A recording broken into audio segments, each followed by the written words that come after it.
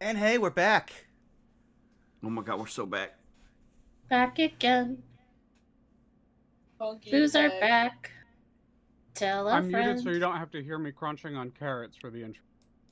What if I want that? What if I want that? What if I want the intro to just be chewing noises? I'm so sorry, Vaughn. So you think you had the most cursed ASMR. It's a zoom in on like a little hamster cage when they're just chowing down. Yes, Hamtaro moment. Who remembers Hamtaro? I do. I do. I remember that.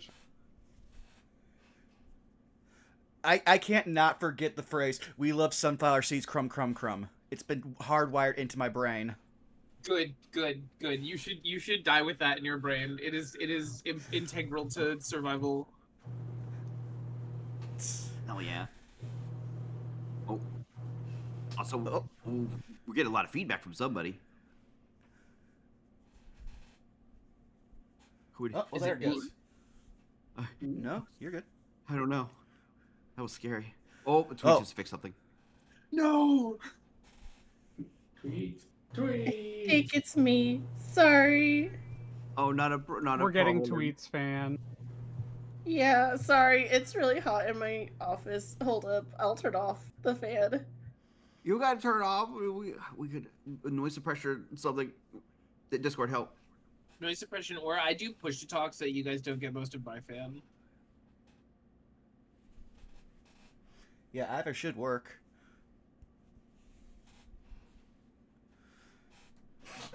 But yeah, I see the people filtering in. Hello, everyone.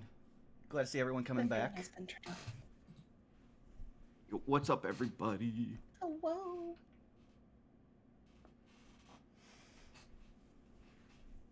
How Let's you see. doing, chat? Yeah, how is everybody? Oh shit! Yeah. Oh.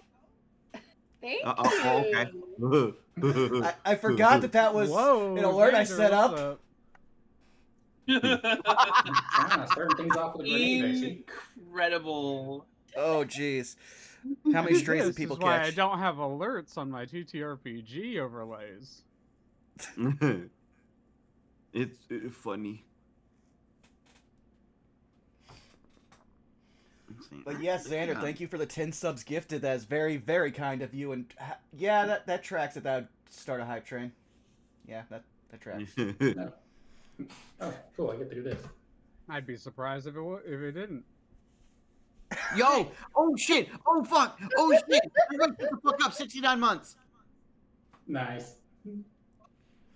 Praise be. Holy. Patron saint of 69 here. Praise be. Praise be. We did it. And now, El Robot, I'm sorry, but we must end you now to keep it at 69 months. Well, if there was ever any other way I had to go. I'm glad you understand at the very least. But yeah, do we want to start going around the horn since we started a little late?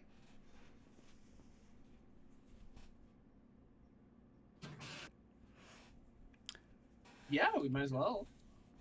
All right. Let's see here. Alpha, why don't you start us off? Oh, is it me? Oh, fine, very well.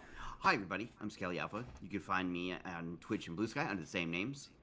Currently, I am going through setting up fun hangouts for the next couple days. I'm going to be hanging out with Gigi and Therapod in the next day or two. Barring that, I'm going to be doing a lot more Call of Dawn. Oh? What? I just love there. Oh, yeah. Me and Thera are going to hang out on an art stream. It's going to be a good time. Other than that, everything else continues. And I am currently, not only am I working on potentially another Paper Mario game in the near future, I'm also deep in the Neon Odyssey trenches. And I am making NPCs already for a potential game in the future. I'm already popping the hell off.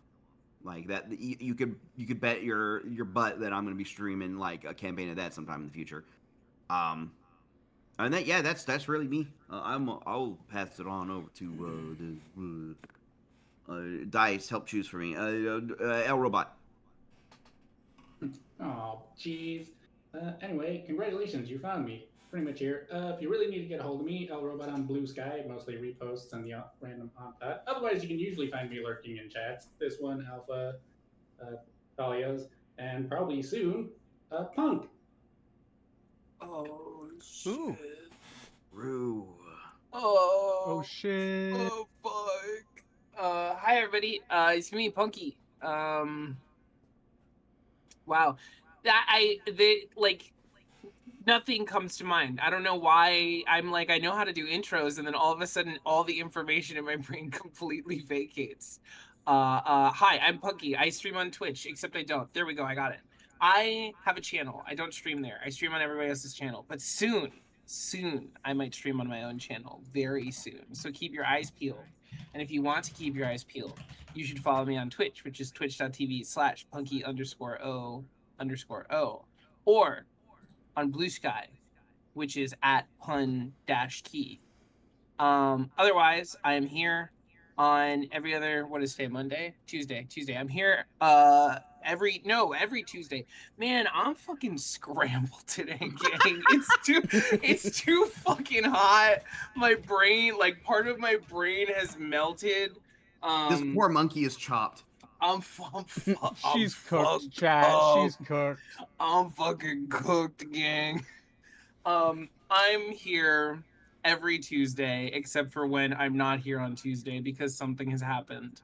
I am on Gaius Ghost Paw's channel on Wednesdays with Leah for the Gunk Tank, where we drive a submarine in barotrauma and sometimes get horribly gunked up by hammerheads.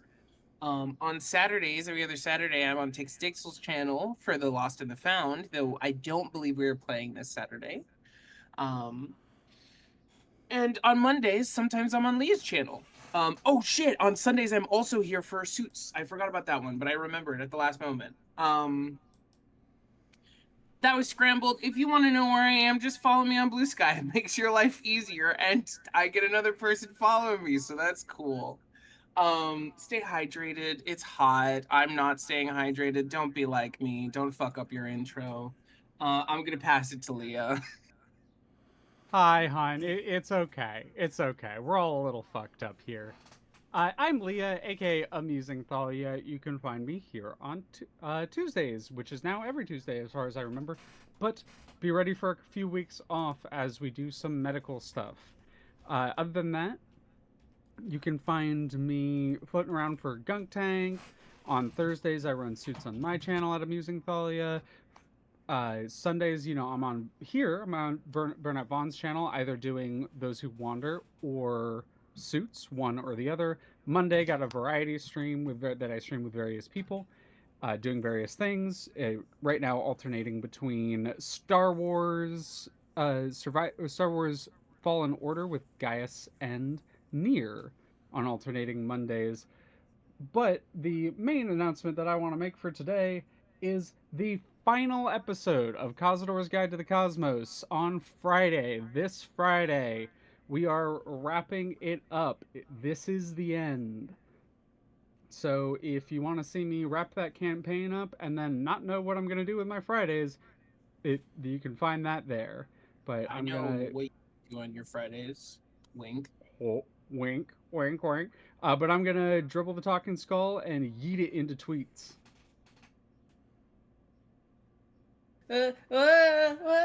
Hi, yes, hello.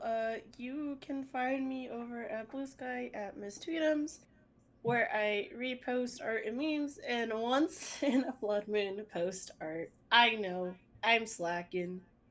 Life is lifing right now, so hopefully soon. Yeah, I think that's it. You can always find me here for Cosmic Caper, of course, if you wanna.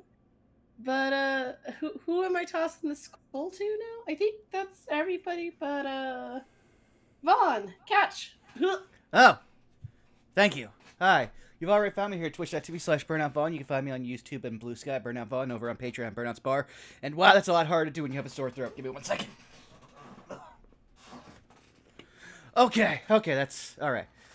But hey, yeah, no, we got more coming up on this weekend where we've got No Love War Extra on Saturday with me, Zako, and Saris, where, we just had one minor in-court attempted assassination. I'm sure we're doing fine. I'm sure we can wrap up this case in an hour. But yeah, aside from that, then on following Sunday, like we said, we've got Suits where we might have just found our overarching big bad. Might have just kicked the shit out of us for fun. I'm sure we'll be fine. But you can look forward to... All right, let's see. 1v1 spinner, go. That would be so bad for everyone involved. But yeah, you can look forward to that on Sunday. But now, this is something I've been waiting to do all day. It's time for us to unveil our new theme song, so I will take us away.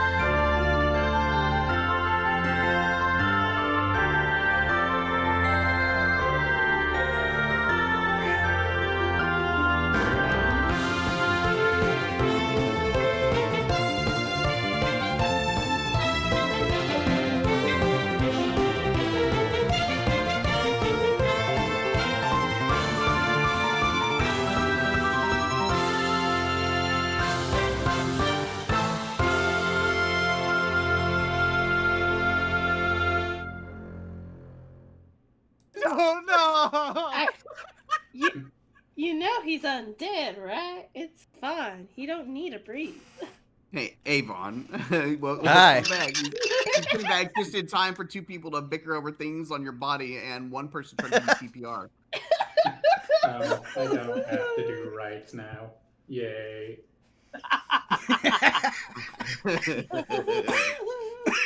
Okay, now you're gonna make me die from laughing. Please, what? Alpha, take us away. All right. Let me cut on the recap music and let us go.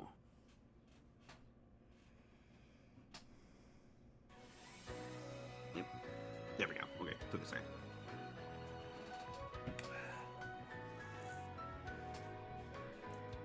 So, last we left off, you guys have begun to investigate into a couple of interesting individuals that some of you didn't know before. There's some type of strange bunnies with glittering ears. They don't also look like the friendliest individuals that you've run across. We picked up last time where Blair had seen one painting images of creepy steeple on a large canvas, particularly pointing out its bell sitting at the very top. Didn't say too much particularly about it, though they did seem to have keen interest in the location. Suspicion arose in the party, obviously, exchanging rumors and the like about them. But you all began to explore the rest of the mansion as you were trying to figure out how to reach Brewhausen. Unfortunately, the allure of shiny things and material wealth got the better of some individuals, which led to a fun situation or two, which thankfully you guys managed to handle without having to do too much in the ways of combat. Additionally, you also ran into a strange little fella that is looked like a money bag with eyes that you learned a little bit about and managed to acquire another key for gaining access to upstairs. Meanwhile, Blair poked around a little bit outside and managed to re-up with the gang, name pending, particularly Spike, who had seen a rabbit-looking individual ascend to the top of the mansion. He couldn't really explain it. You know, he's wearing a spike collar for sunglasses, so, you know, vision isn't his best suit, but he tries. But he did at least pick that up. you guys manage to then begin to ascend to the upper story, beginning to look around for things of interest, points of access. You had found what looked to be the master bedroom that had some interesting items in it, as well as one hilarious moment of a particular power nap that lasted all of like 10 minutes. Managing to avoid another encounter or two, you had run into a group of Greepers and a Sniffet in another room who had their own suspicions about the new owner and what was going on around. We pick up this session where you had all closed in on Dreary's room, where while you were in the master bedroom, you had heard quite a few footsteps falling around inside. And despite a very large fellow opening the door, gruff in demeanor, rebuffing your entry the first time, and not seeming all too pleased at being disturbed, you guys had gathered up and decided to, for lack of better vernacular, jump his ass. And you did so with Punkiki throwing a wild punch, but also finding out there's quite a few more people in this room. And we open up in media res as the gang readies their weapons and spells to pick a fight with some strange fellows. And so, I'll draw y'all over to the other map. I still have y'all's initiative order saved, so I don't know if it will reappear for you. Indeed. Oh, yeah, it reappeared, but mine's wrong for some reason. My initiative was like a 50. Sure. Gotcha. I believe, you know what, I totally believe you. Absolutely. Anyway. We will draw this session open and begin combat. The initiative order remains as is. Starting with the first to go is Darren. And as a note, the dug in the middle of the room is a camera, totally spaced on setting up people to be able to see vision through each other's tokens. That's my bad.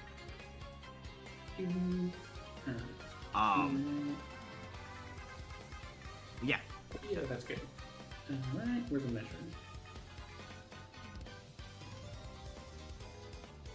Do we measure from corner or center for AoEs? Typically I usually measure personally from corners, but like I'm not gonna give anyone a hard time. Like which way you measure. Hold on. In general, with D&D, you measure from center on circles and from corner on squares. Yep, that gets all of them. As we are gonna go ahead and drop Fairy Fire. Fairy Fire? Oh, Fairy Fire is a 20-foot cube, so it wouldn't be centered. It would be a 4x4 area.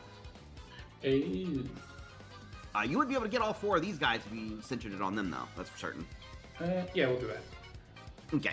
Yeah. It's a 4x4 area. Let's see.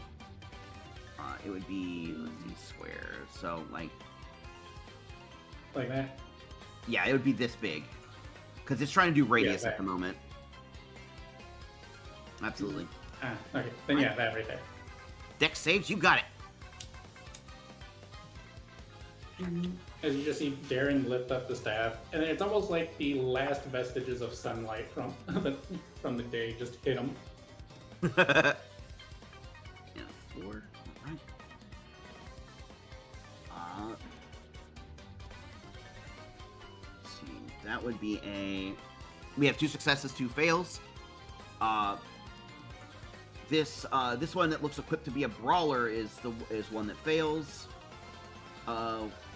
We'll set orange as the dot for them, and this one here fails. The other 2 managed to succeed, albeit one barely matched. And that's only 10, so he's just gonna head down here. You got it. Oh wait, right. Does that still make everything glow? Like, does it still add light to the situation? I believe it makes... Actually, it would make these enemies glow. Give me a second. I know they can't benefit from invisibility. Yeah, it says they also emit dim light in a 10-foot radius. Yep. As well as any objects that were caught in it as well. I don't think there were any objects in that area. Let me take another look. Let's see. Oh, I was just stating the rules. I'm not looking for anything. Oh, like really quick before Robot cast a spell, I threw like all of my pocket lint over there. There's like a couple paper clips. Wait, no, there was a coin in there. Mine! Wait, shit. You threw a coin and then somehow, like, Doug's hand just like Rayman casts over there, grabs it, and disappears. You joke, but I'm operating on that logic for his hands. Alright, they should be emitting light now to at least some degree. Yeah, I can actually see the rest of the room now. Alright, But yeah, Anything that'll be else it for for you Darren's there? turn. you got it. You managed to cast, and there's just like a beautiful haze of almost like a sunset light in that corner of the room, temporarily highlighting everything. The guy with the glasses, which you know is Zeke, manages to cast up some kind of like almost like negative contrast barrier to block the spell effect. This little guy manages to like scooch out of the way. The other two manage to get coated in this magical effect, and it lingers upon them. Blair, it is your turn. Alright, first things first. Let's see. Shadow is going to go over here. And Blair herself will stay where she's at, and she's going to toss a little sleepy sheepy over here. Ooh, okay. Alright, using the sleepy sheep. You give it like a little cue, squeaky, squeaky, and then you like throw it over, and where it like lands, suddenly there's like a bunch of like, almost like sheep that seem to like fall out of the ceiling. It's just like collapsing all over the ground on top of them. Yes. Let me double check the item effect real quick. I believe the DC is 13 on Constitution saving throw. Yeah, and it'll get them for, you want to get it right here, get all four of them again? Yep. Okay, let me roll it up.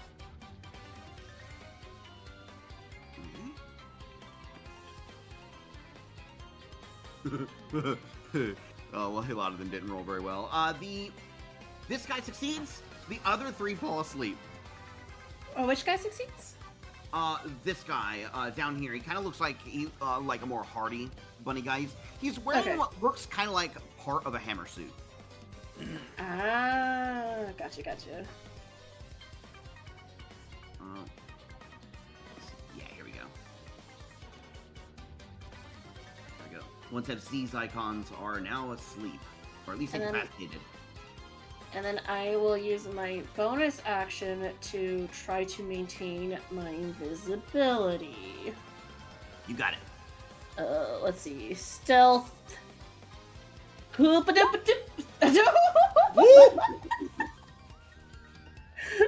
that Scooby-Doo sound when something disappears? It goes, that's like what happened. Beautiful. Actually, I'm actually going to move. Since I'm invisible, we're gonna move right here. And I feel like because I'm a ghost boo, I could just float on top of the shelf. It's fine. It's fine. Totally fine. Okay. Alright, what is your passive stealth out of curiosity? Which would be 10 plus your stealth modifier. 20. Oh, you do have a 10. Oh, right. Okay, yep. Okay. Okay. Duly noted, got it. That ends my turn. No, see, what you don't understand is Blair's in a different campaign now. Alright. Somehow Blair just shows up in Those Who Wander. Oh, you're finally awake. What did I say? Oh, you're finally awake. Finally awake. You snuck too hard, and we are now in Elden Ring. See, Sleepy Sheep, let me check something. just double checking. Yeah, they are incapacitated and they fall asleep standing up. This effect lasts 5 rounds or until the target takes damage. All right, so they can't pretty much do anything. They are out on their feet. Gonna make it Punkiki's turn. Oh, hell yes. Okay, I think I'm going straight for the big man over here. I don't think I could get a lot of air doing this, but just for flavor, I'm going to... You got a bouncy bed right there. Yeah, I do have a bouncy bed right there, which is what I'm thinking of. I'm trying to decide if I want to use my last rage or not. And I think, I think I do. So I think Kiki's gonna just, like, look forward and, like, pump her arm, like, a little bit again and go, "You got another one coming, bub!" And she's gonna rage. Okay. I'll give you your aura effect. Give me 1 second. Thank you.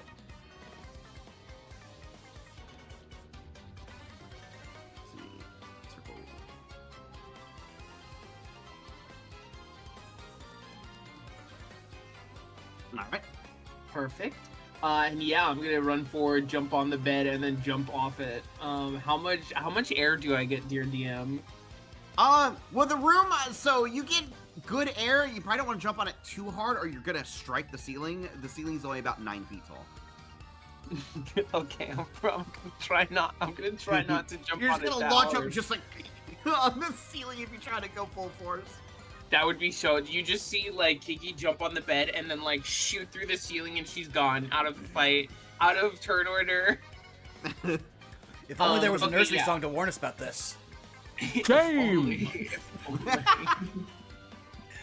Then she's gonna shoot most of her momentum forward, and she's gonna go for, like, instead of it's a little wrestling move called a tope suicida. You dive through to the ropes head first, and you do like a little. You just look it up. Just look it up. All right, let's see here. Give her the Irish whip. Just gotta click one of these. All right, let's see. 22 does hit. Alrighty, and then I'm going to do that, and then it's plus my rage damage, which is 2, so 7. 7, you got it.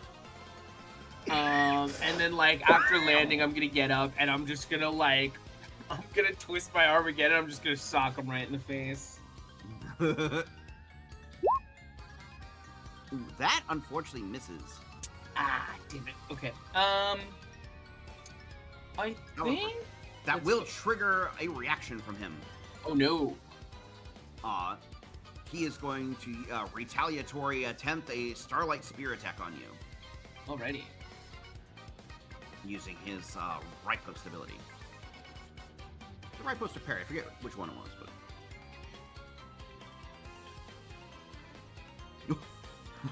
Uh-oh. It's a good thing you might have raged. Uh-oh. That is a critical hit. Uh-oh. Oh, rolled real low though. That'll be. Ooh. That will be 3. That'll be 7 piercing and 3 radiant damage. So that's 3 and 3, 6. Also, No. parry is to block a strike, riposte is to retaliatory strike. Okay, this. Okay, cool, thank you.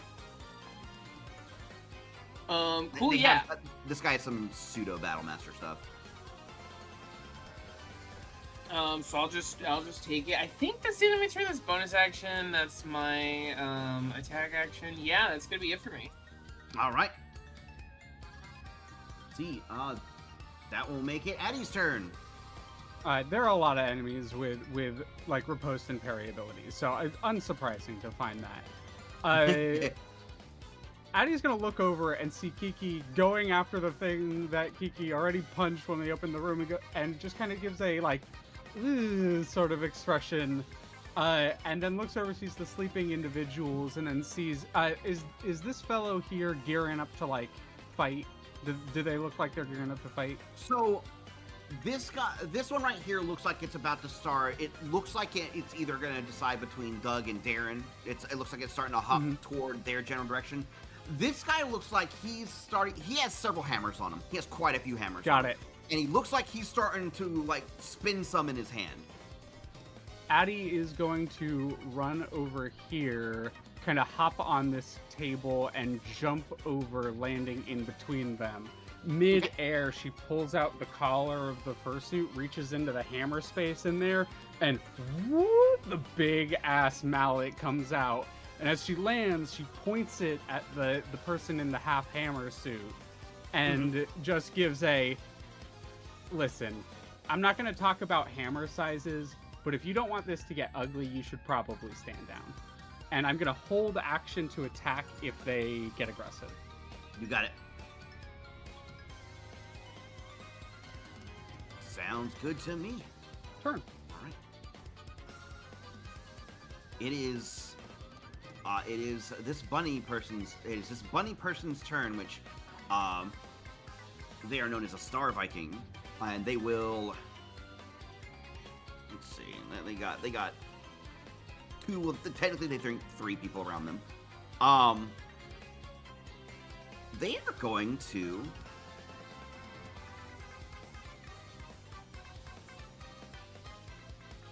I have to look up something real quick. Actually, I didn't write down the actually save stat on this. Oh.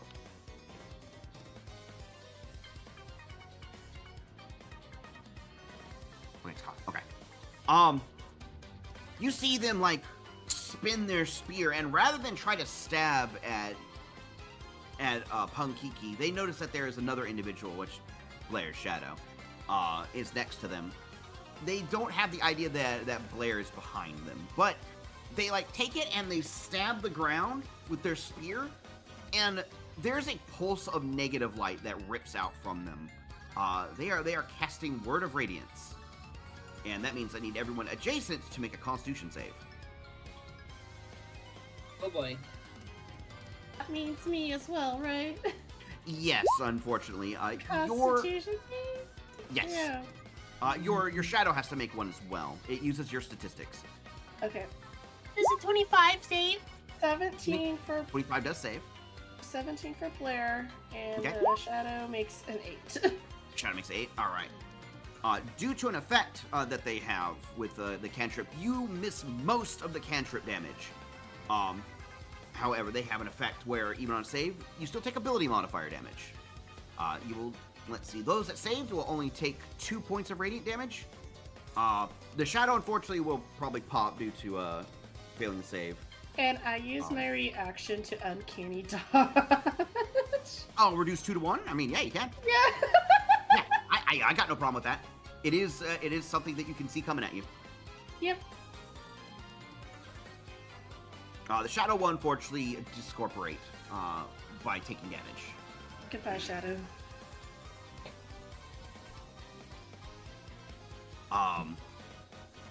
And yeah, Punkiki, you'll only take 2 radiant as well. That'll do it for his turn.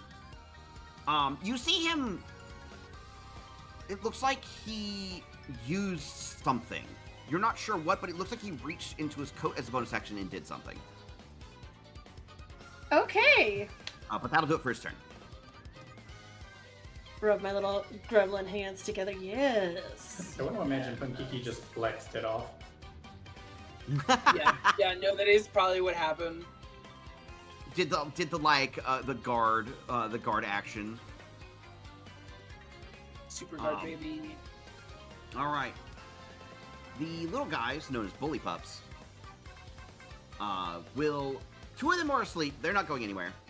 This one looks like it was going to be going toward Darren or Doug, but on Addy's close proximity will now turn toward Addy, and will attempt to give you a rabbit kick.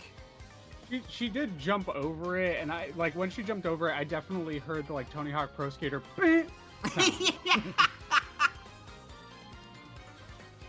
So like, yeah, that's definitely that's kind of BM. I don't blame this thing for hitting me.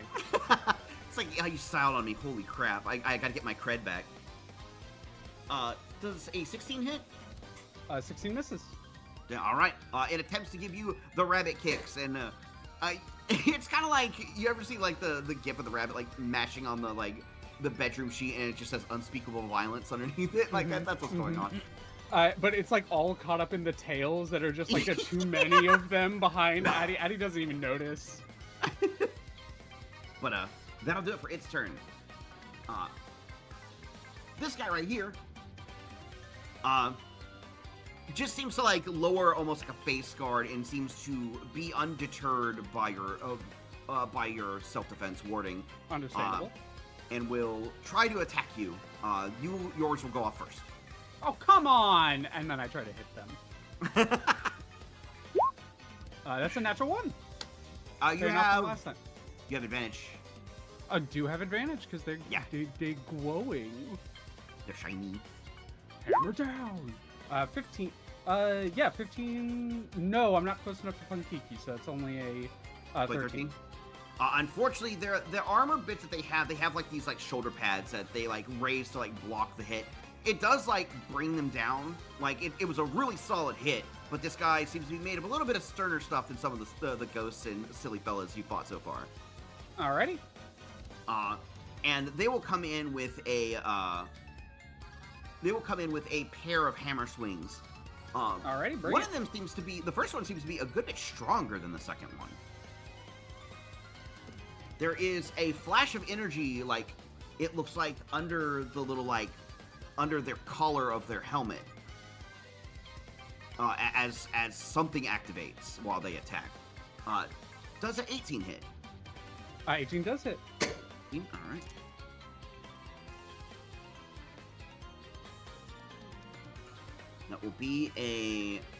That'll be looks like 13 damage. 13 points of damage. My is it split in any way? Or is it all just flat bludgeoning damage? It's flat bludgeoning damage. Okay. In which case, this it gets... first attack. Oh, go ahead. Go ahead. Sorry. Oh, this first attack will be treated as magical bludgeoning if it matters. That does in fact matter.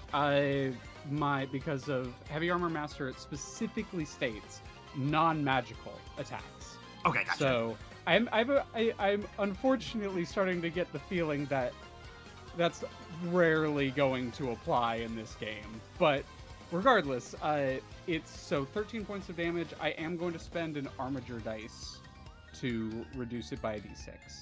You got it. 4. Nice. So down to 9. Sounds good. It'll come in with a second attack. That's not hitting. That's a 12. He whiffs the other attack.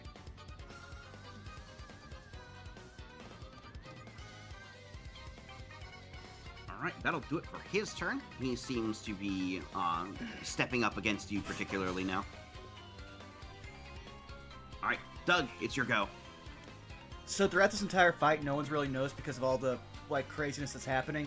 Just walking on 2 fingers across the floor is one of Doug's hands, and under the thumb is just carrying an item, and then it's just gonna float back up because it does operate on Rayman's rules. Tap this guy on the shoulder to get his attention until he turns around. At which point, he will activate his shooting star. Oh, that's terrifying. Okay. Oh no. Okay, so how Shooting Star works is you target a 20-foot radius area effect. And you pick either a singular target or any number of targets, and you pelt the targets as if you're hitting them with like a specialized magic missile. And you have 6 of them. I was figuring I was going to put 4 on him and 2 on them. All right, so I'll do the first Each 4. one does a d6 of 3. D6 plus 3, sorry.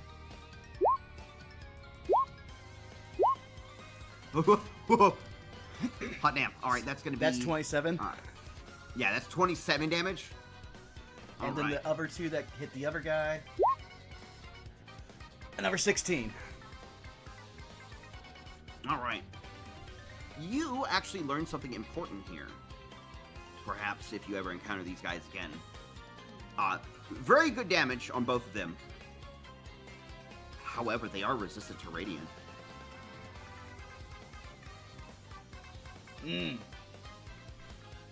Well, I loosened them up for you, Darren. It's all you. it's still a nice chunk of damage on both of them. That is good info to know. They don't seem. It seems like as the stars like also break through the ceiling, and like crash into them. Like it looks like motes of holy light from star spirits, like cast down from like the celestial observatory, like strike down. They seem to be inured to it to a degree. But yeah, that's all I can do on my turn. Okay. Still, good use of an item.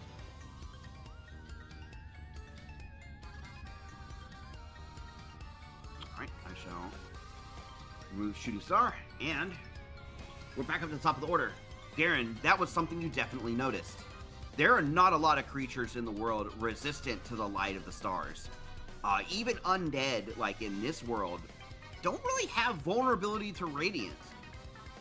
Something's different with these guys. Well, that just puts away several guns he was about to pull out. So, we're gonna go back to... Let's see what we got. Shillelagh! As he's gonna just step over here. As he steps up, he's just... Oh, 1 second. As he shifts the table over slowly. Okay. It looks like there's a board game like Mario Monopoly or something on the board. Like it just gets pushed over. He just turns back. Okay. Apologies in advance. That'll be a 14, and that will hit. That'll be 6. Get the point. There's just a knot that shows up. It's just a single frame of animation of this staff slamming down. And yep, that'll be Darren's turn. All right. Blair, it is your go. You have been unseen, even though you were tagged, like partially by that hit. Okay. First things first. Shadow is going to reappear right here. Right next to you. You got it. Yes. I will move here. So Punkiki, you should get flanking now. Yeah. Shadow. And I am going to blow a little kiss as I use my lit ability. Oh. And because I am transparent or invisible, I get advantage on my intimidation check. It's true. Part of the, it doesn't say it in the lick thing, but it says it in the transparent spectre racial feature. Yeah. Right. So, Con save. that is a 13.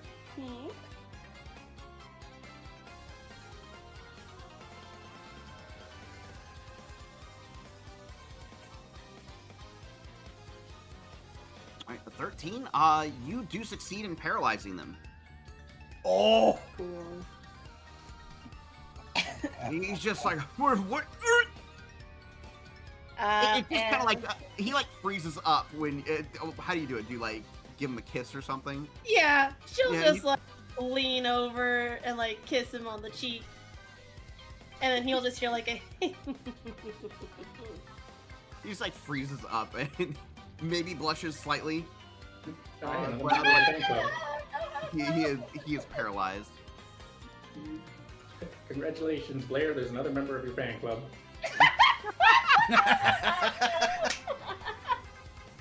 Damn, I mean, didn't it's know not there like was a Blair fan Tweets club. doesn't.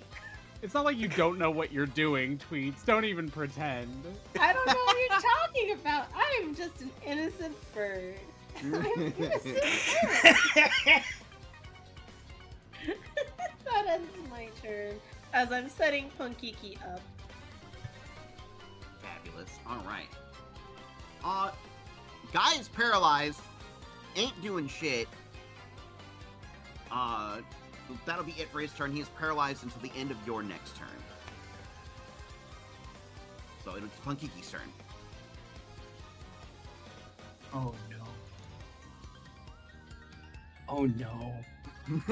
Oh no. Oh no. Oh no, no, no, no, no. dear DM, are we still? I can't remember if we decided that I could grapple creatures one size higher than me or not. You can.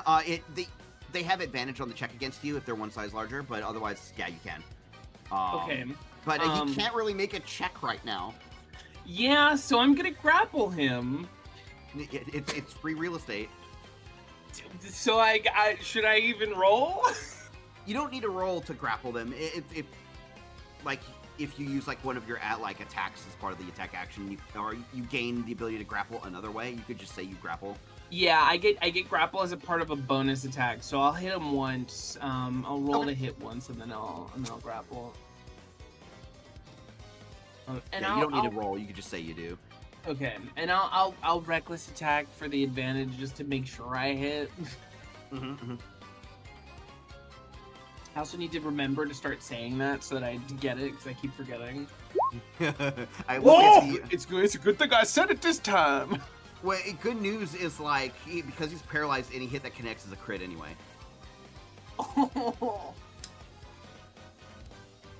Yeah, we had to. I'm gonna call out our last season. There was a barbarian that played that that kept forgetting about reckless attack. I say because I know they're watching right now.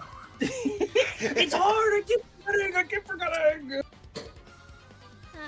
Okay, let me roll damage, and I will roll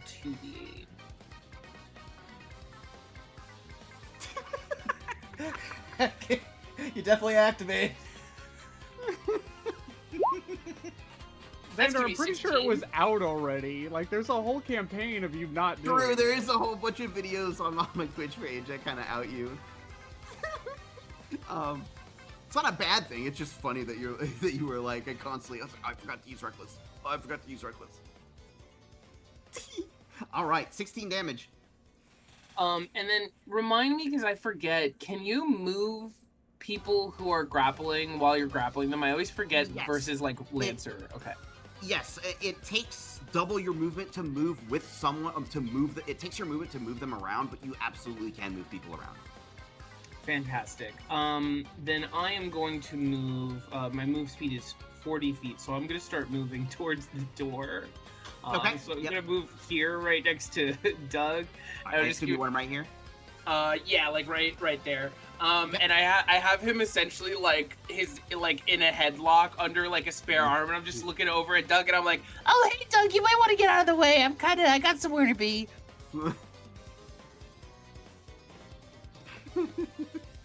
as she says that, she's gonna take her second attack action. Okay. Which is a 14. A 14 just misses by one. Fair enough. Then. Oh, they moved. I was like, wait. I did move, unfortunately. Punch the metal helmet. Yeah. Doug, you see me drag and I go, hey, Doug, you might want to get out of the way. And then I punch him in the head and go, ah, shit. Oh. It is kind of making his head squeak, squeak. It's just not doing damage, but his head is just kind of popping out from under the helmet a little bit. Squeaky. And that's gonna be my turn. All right. Addy, it is your go. She just, ow! After he hits her with a hammer, see how you like it, and then is going to hit him with a hammer. Okay. Or at least attempt to. Hammer down, 1. 16 on Hammer Bunny. Let me see. That is a hit. And then second on Hammer Bunny. That's a hit too.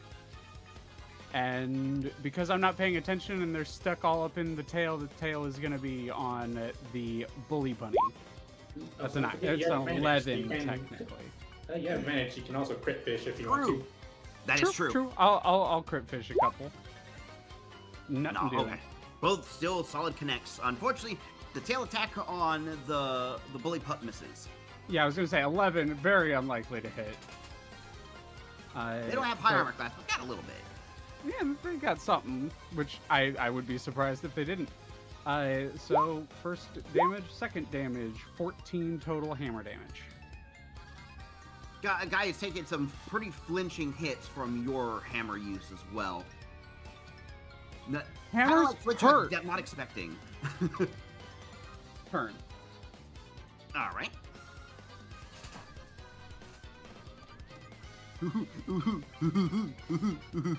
This is what the big guy sounds like right now. Oh my god. All right, but he is still paralyzed. The paralysis will end when your next turn ends. Oh, it's end of your next turn. That's nasty. It's nasty. Yeah, it kind of like because it wanted to make some use out of like for the boo in case like they have to use it by themselves for something. So the paralysis ends on the user's next turn.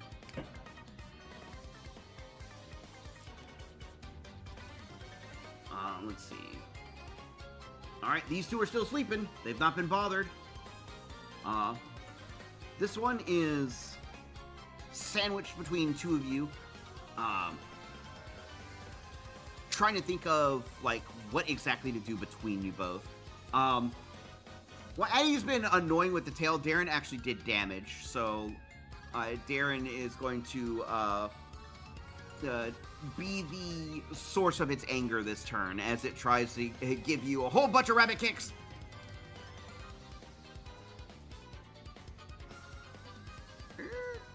Does a 17 hit? Just misses. Just misses? All right. It tries to like jump up at you and give you like a bunch of little like rapid kicks, but you manage to fend it off with a combination of your staff and your armor. The weird part is, one of the kicks actually does hit the Talbert, and yet it's almost like it just bounces off. Do you have a shield? He does. Oh, that's where it's coming from. Dang, nice. All right. Let's see. It's gonna be the hammer user once again.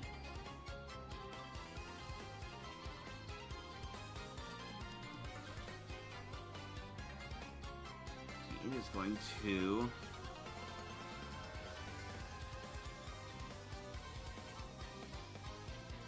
It is going to swing once again at you, Addy. And then it's going to use its second attack to use its Hammer Storm ability. Okay. Definitely a miss on you. But if it makes a melee attack against someone, it can throw a ranged weapon attack hammer without disadvantage in melee, as with Hammer Storm. It's going to throw a light hammer at Punkiki, trying to get you off of the big guy. It does have advantage, unfortunately. Alright. 14? 14 meets. 14 meets, alright. Quick question. Can I interception this, or is interception when I'm next to the creature being hit? Different DMs run it different way. Okay. I think you got to be next to the ally. That's what I usually run it as, but I have had a GM say, "Oh no, you have to be next to the creature that's attacking." So I just wanted to double check. Okay. Yeah, not a problem. There's gonna just be a boot off your head, and you're gonna take 5 bludgeoning damage. Punkiki. Not magical. 2, 3, 2, 2, 3, 3, 2. It'd be 2. It'd be 2. 6, Yeah. 7. So, you know what? This game's over. I'm out. Nope. No, Done. no. Nope. 6, 7? Nope. We're done. Our Bye. No, you invoke the cursed numbers. I did it for a reason. Now I am the DM once again. Actually, plot twist. I'm the Uh-oh. DM. Oh no. Oh no! Ooh. Nah, I kid. I've never DM'd before. It's all you. Yeah. I'm gonna make you DM at some point, Tweet. Oh no! Quickly! Come back! Quickly! All right. But that'll do it for their turn. Doug, it is your go. Well, coming back from its adventure over by the little hammer bro, his hand will run over, jump on Punkiki's shoulder, then climb over her head, pinch her nose closed, pull her head back, while the other hand pulls over and pours the Dread Pigeon you're hot using sauce. the hot sauce? Let's go. Hell yeah. Then Then dropping the bottle, the other hand will just close the mouth and like shake your head up and just be like, "Okay, you're good, kid." I think she's like, she opens her mouth and she's like, "What was that?" And fire just shoots out of her nostrils and her mouth.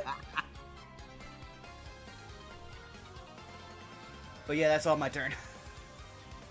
Good use of a turn. Good use of a turn. All right. I will remove that object from thy inventory. And yeah, next 3 turns, Punkiki, any damage you deal deals an extra dice of damage. That's evil. That's why I did it. It's what hot sauce does. Like, all those items do fun things. All right. Darren, it is your go.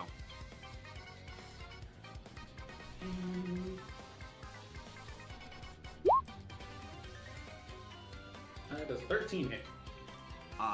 It'd actually be 15 since you're flanking, and yeah, 13 would hit anyway. Nice. For 10 blade.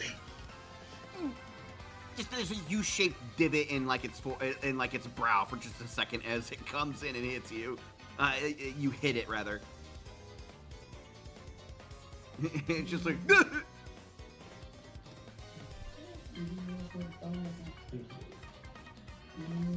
What he can do now? Yep, that'll be it for him. All right. It's looking really bad off at this point. Like, there's just a huge bump on its forehead now, and it seems to be not happy about it. All right, Blair, it is your turn. All right, Blair is going to swoop right over. Shadow. Wait. Dosito! Dosito! There we go. So that way gets the... I am going to go ahead and hit with my crowbar here. Oh, that should be sneak attack as well. Sneak attack, so that is a hit that is also a critical hit. Oh boy. For 20. And I'm going to use my mugger ability to try to snatch that thing that he had in his pocket. Okay. I don't think he can make the... Yeah, it's a passive perception. Okay. Yeah. All right, also, you're going to need to roll more dice than that. Oh, shit.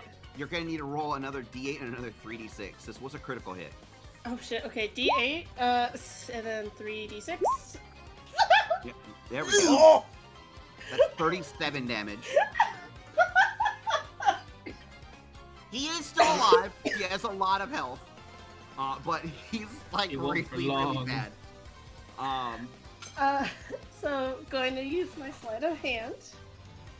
And because the attack was a critical hit, this is with advantage. Yup. 24. 24. All right. So there is a strange object within their possession. It feels sort of like a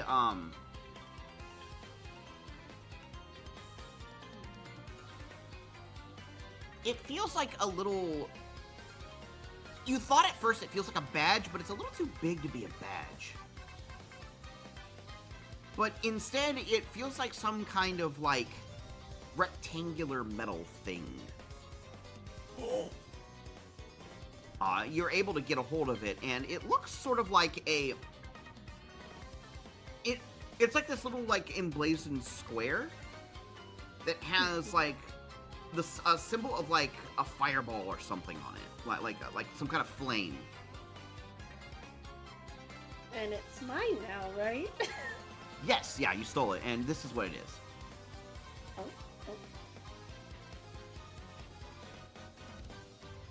It's probably a really good thing you did steal it. Holy! Oh, yeah. Okay, yeah. Oh! Hey, Yeah. that's hey, what the hell? Blair's gonna put that in her pocket. And I am going to try to maintain my stealth, I believe, as my bonus action. Okay. So I think I have to roll stealth again, correct? What was that? Sorry. I have to re-roll stealth to try to maintain it, right? You'll have to redo it. Yeah, you came out of it entirely by attacking. Okay. 13. All right. 13. Duly noted. And because they're still paralyzed, they can't do an opportunity attack. So They cannot. we're gonna sit right here. We're gonna stand on the chair right here. All right, that ends Blair's turn.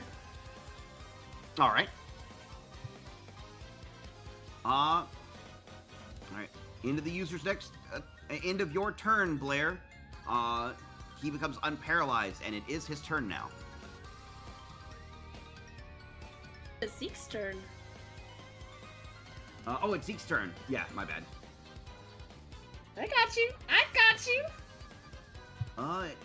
They are still asleep.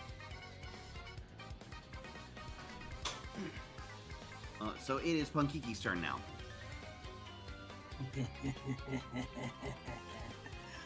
So first things first, I'm gonna take my bonus action to just unarmed attack this guy and just get a quick gut punch in. Okay.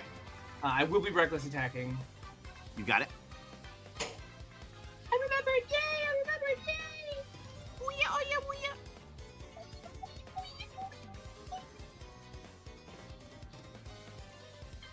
I forgot to put the yeah. grapple symbol on him. He is still grappled, but you are still grappling him. Does say All right. 18. 18 does hit. And I roll an extra damage die because of the hot sauce, right? You do! Damn, okay.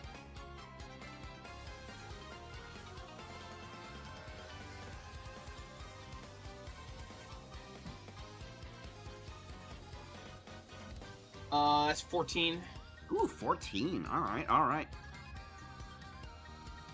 And then I'm going to begin moving. 10, 15, Okay. 20. I'm gonna move here.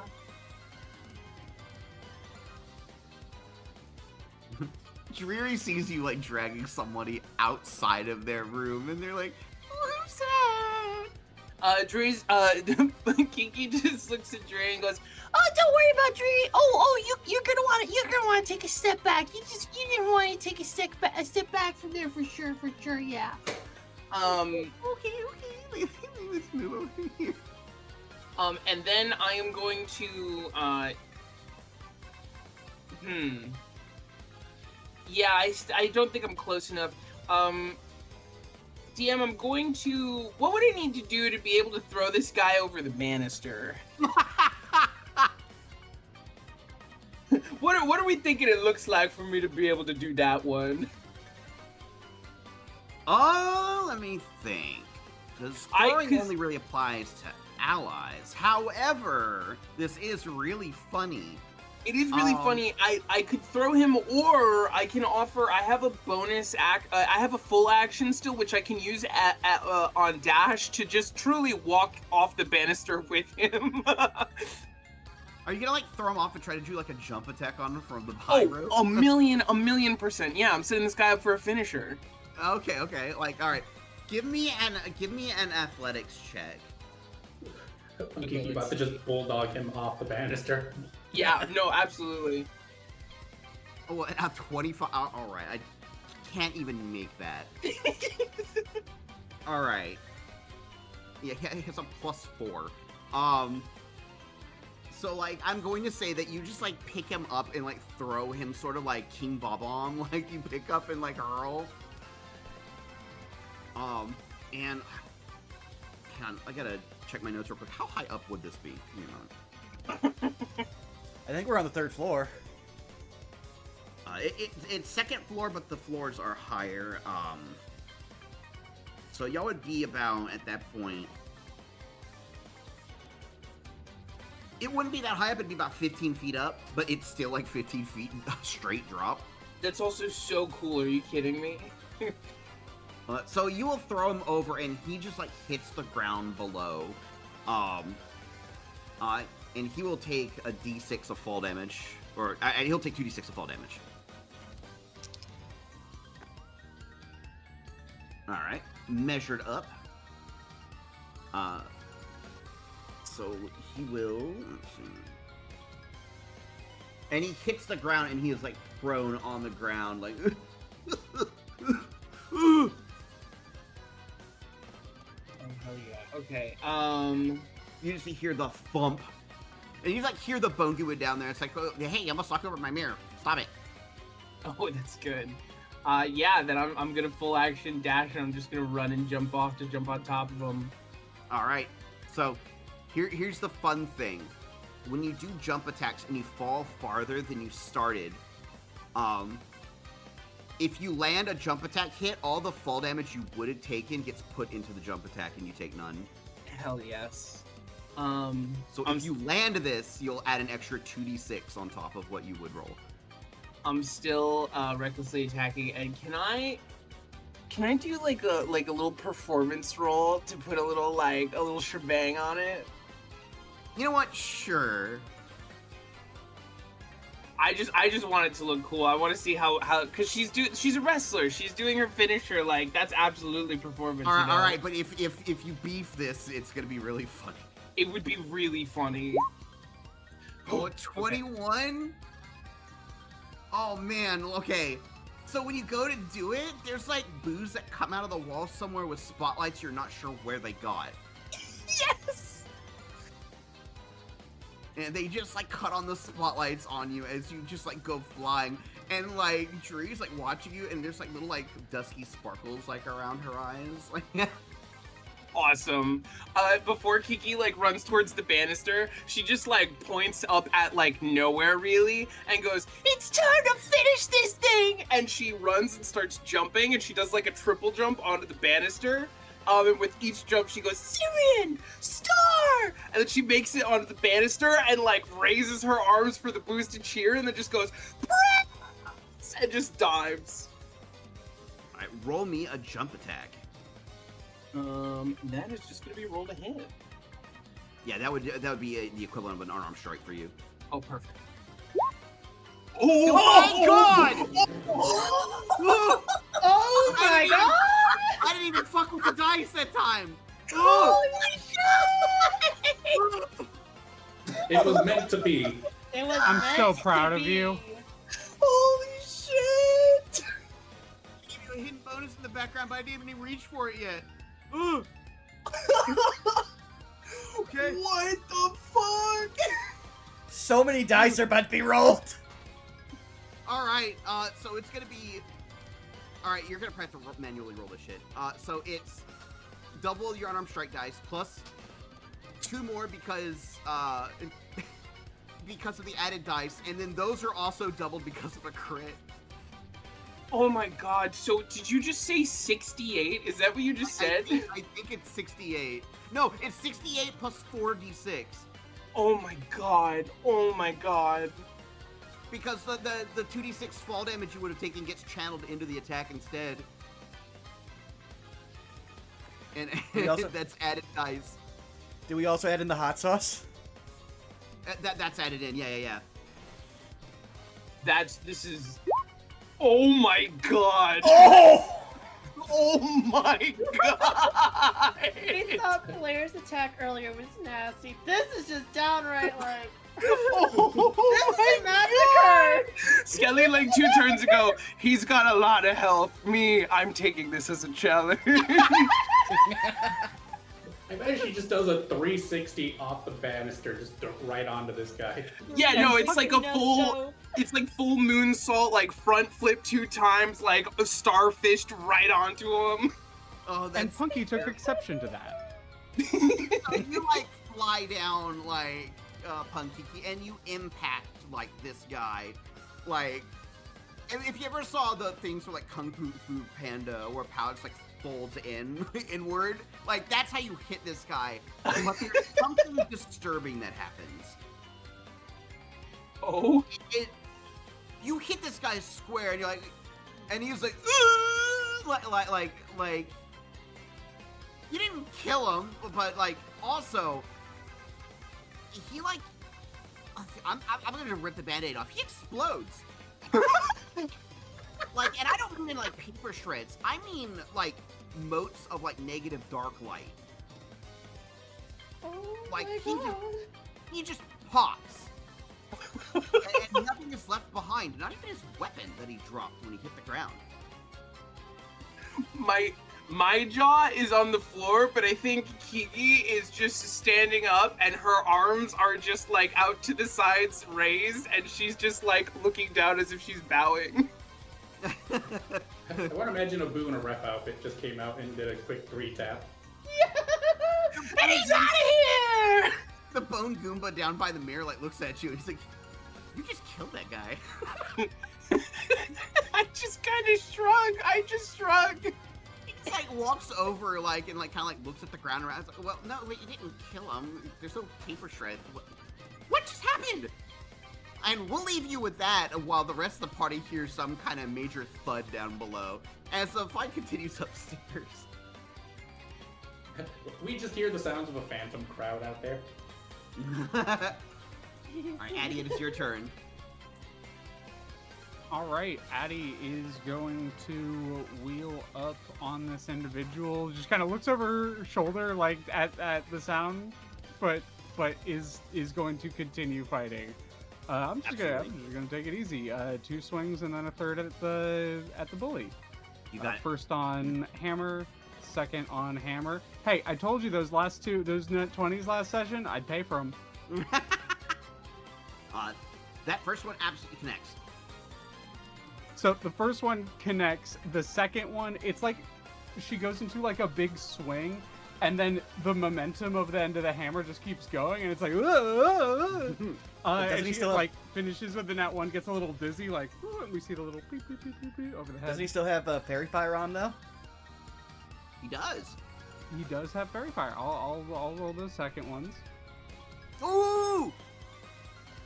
Well, I think the same thing still happens where she's getting dizzy, but the momentum builds up and then crack across the face. Hell yeah. It's going to be 13 hammer damage from the first one, and then 14 hammer damage from the second one. Guy's looking real beat up now. I think normally I would keep the tail going on the bullpup, but I like the idea of the spinning happening and the tails like getting thrown out and just so we're gonna roll tail smack on him as well. That's a 13 to hit them, probably miss. 13 just meets. Oh, hell yeah. In that case, it's gonna be an extra 5 points of bludgeoning. Okay. Add in the previous guy's damage, and then the bully pup. And then that is turn. Alrighty.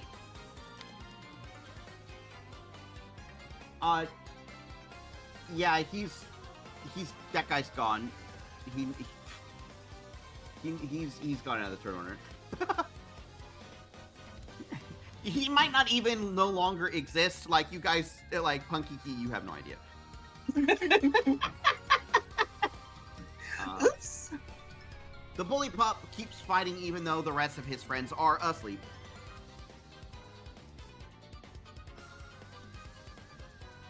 It's gonna try and just gonna try and like bite at the tails and stuff at this time. Oh, might actually hit 21. Hey, yeah, 21 absolutely hits. Just like latches onto one of those like for six piercing damage. Okay, let's hit that armature dice real quick. I take no damage. Literally take no damage because of the magical, because of the heavy armor master. So I reduce 6 damage by 8. I literally do not notice this bullpup. It's just like trying its best. All right, hammer guy goes again.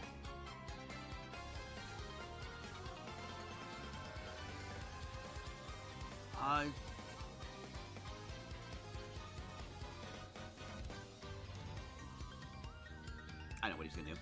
He's gonna swing once at you, Addy. Alrighty. That is probably not going to hit. That is an 11. Nothing doing. However, he's frustrated at the rest of his guys pass out on the job. He's gonna use his hammer storm ability to throw at his buddy Zeke. You know, valid, honestly. Ooh, that's a 17. Will do damage to him though. Hit him for 6 damage, and as the hammer just wangs him on the head. He's like, "Get up!" He's like, "What just happened?" I'm not important. Addy's like bent over, hand on one knee, face a little bit green as she's leaning on the hammer. Just, ooh.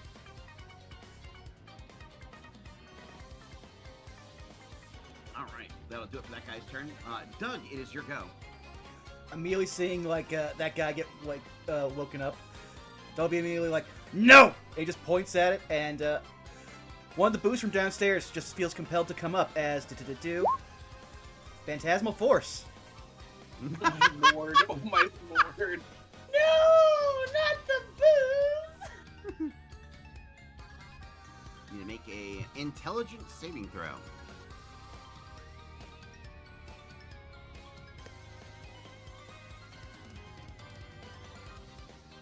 Oh wait, I just You realized got something.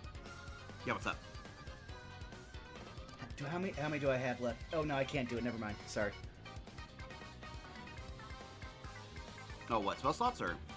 I thought I had enough sorcery points because then I could have twinned it and also hit the hammer guy. Oh. All right.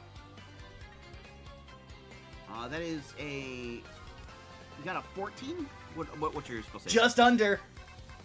Oh shit! All right. there is a boo that has suddenly showed up. It's like, hey, God. Yeah, handle that guy. Okay, got it. Good job, Boos.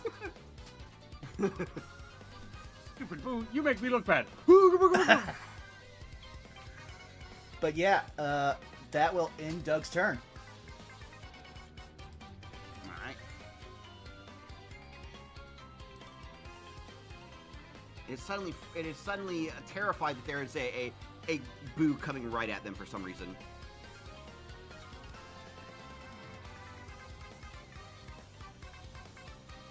All right, let's see.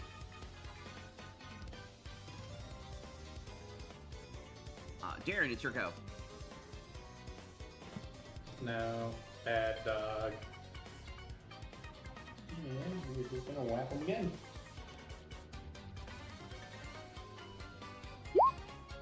Oop, there we go. That's a hit. For 11. So, when you swing your staff down at this guy this time, when you hit him like square in the ever-growing bump on their head, like they make like the Yosemite Sam scream, and they too explode into like negative contrast light, and they just pop. Oh, that's new. One, two, The rest of three. you guys think Darren just killed somebody.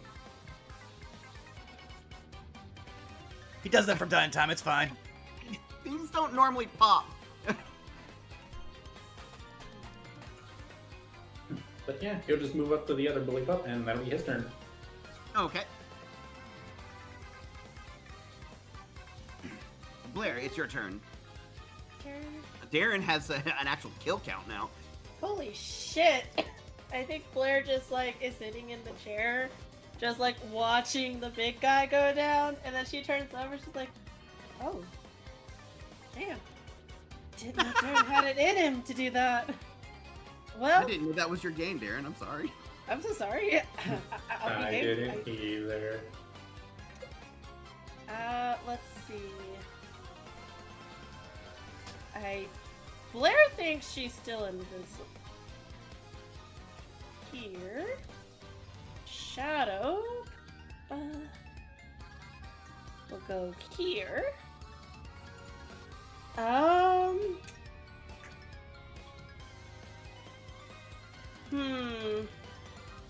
don't really got nothing I can do. I'm not in swinging range or stealing range or... I don't even think I can blow a kiss to a hammer guy because it's in melee range. Unless... Go right here. Would that be close enough to do a lick on this guy? No, you have to be adjacent. Darn. Okay, yeah. You got emotional support from Blair. I guess I'll use my bonus action to maintain invisibility. Okay. I would like to use a point of lucky. Oh, you got it. That's a 20. You like flicker in and out for a second, like adjusting frequency on a old television. That ends Blair's turn. You got it. Go, Zeke is awake, and he's like, oh my god, what is going on here? What is this, Spectre? Does Phantasm force do damage? Yes, but I'm trying to see exactly how it goes through, because it's a very complex spell for a second level. Let's see here. He can, on his turn, make a investigation check against my spell save to see if it, to figure out if it's an illusion. But I'm just trying to see here if he takes damage on his turn or my turn. My turn. So yeah, if he can dispel it, he doesn't take any damage, but he wastes his turn.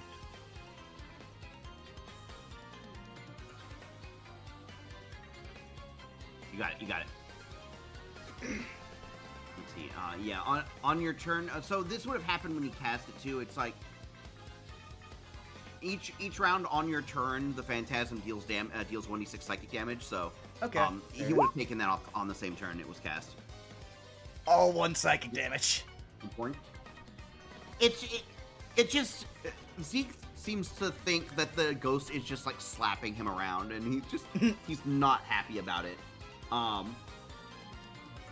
Zeke is going to like try to get away from it, and is going to like run past like the sleeping bully pups and like run over here. He's not trying to run away from people. He's trying to get away from the Phantasm. He's like trying to run, so he just like uses most of his movement speed to try and run away from it. But we'll try to affect the party members nearby fighting the bully pups.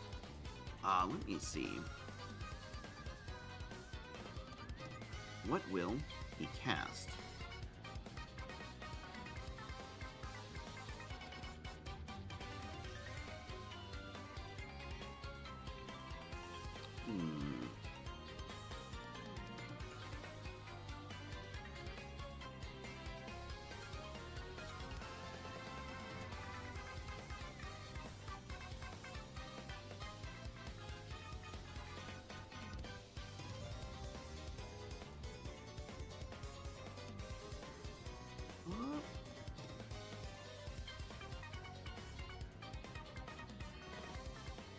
Let's see.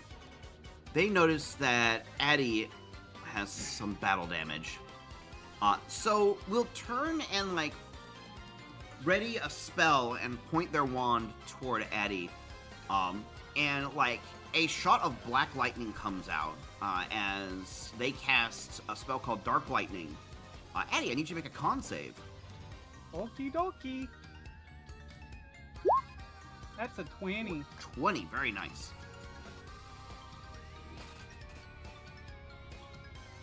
Alright, so you only take half of... let's see, you will take half of 11 lightning damage, so you only take 5. Alright, I'm gonna drop another armature dice on that. Okay. Down to 1. Sick. I have one of those left. Alrighty, let's see. Any enemies of theirs within 10 feet that is below their maximum hit points. I think Blair is the only one that is. Yeah, unfortunately. Blair, you have to make a con save. Oh, beans.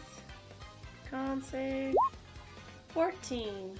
14? Alright, you will take the full brunt of this, which... I will uncanny dodge that. Yeah, it'll be 9 lightning damage. Okay. As it targets all enemies within 10 feet of the original target that's below their max health, and they have to make the save too. All right. Okay. That will be their turn? Yes, that'll do it for their turn. All right. Punkiki. Yeah. There is at this point a couple of boos that have like also sidled up to the current situation down below, along with the Bone Goomba. That kind of just like look at this situation like, did that guy just disappear? Was that a trick? Did he die? I think he's looking around like, I mean, that was some pretty sick shit, right? But also, what? Did I just kill that guy? They're like talking amongst each other for a second, and they're like, there'd be confetti around if somebody died, or paint. I don't know. I mean, there was kind of like this like negative energy stuff. I thought it was like awesome energy because, you know, I hit that super fucking awesome move, but And thankfully, whatever like exploded from the guy to make that light and stuff didn't seem to have any kind of negative effect on you. she just kind of shrugs, and then she looks at the one of the boos and she goes, hey, can you slap me real quick? It just he'll go up to you and just pop. Ah! She goes, thanks. I need to keep up the rage. and then she's just gonna like turn and bolt for upstairs. And just imagine you like spider monkey up like the banisters up to like the balcony side. Just like the Zelda like guardian like theme. Yes, literally exactly. I will say it will take you about 20 feet of climbing to get up top, but you can get back up top. Oh, perfect. Yeah, I have 40 feet of movement, so boop. Well, you put me where you think I should be, because I have no idea where I should be after that. Well, that would make sense would be right here, because that's where like the stairs and you can jump back and forth to the banister. Otherwise, it's like it's like 15 feet up balcony. That's perfect. That makes sense to me. Okay, cool. So I have 20 feet left. I just make it back in the room, and I'm just like, Oh, hey, guys. You walk in and you just like see the situation currently unfolding where like there's a bully pup missing. Zeke over here is running from something that you can't see, but seems scared of it, whatever it is. And Darren is raising the shillelagh menacingly. I think Kiki just points at Zeke and just goes, "Toby number 2 coming in hot!" And I'm gonna full action dash so I can run some more. And I'm gonna do I think I have enough juice to do the same, like run and jump off the bed. And I'll bonus action attack this guy. And I will reckless attack. Okay.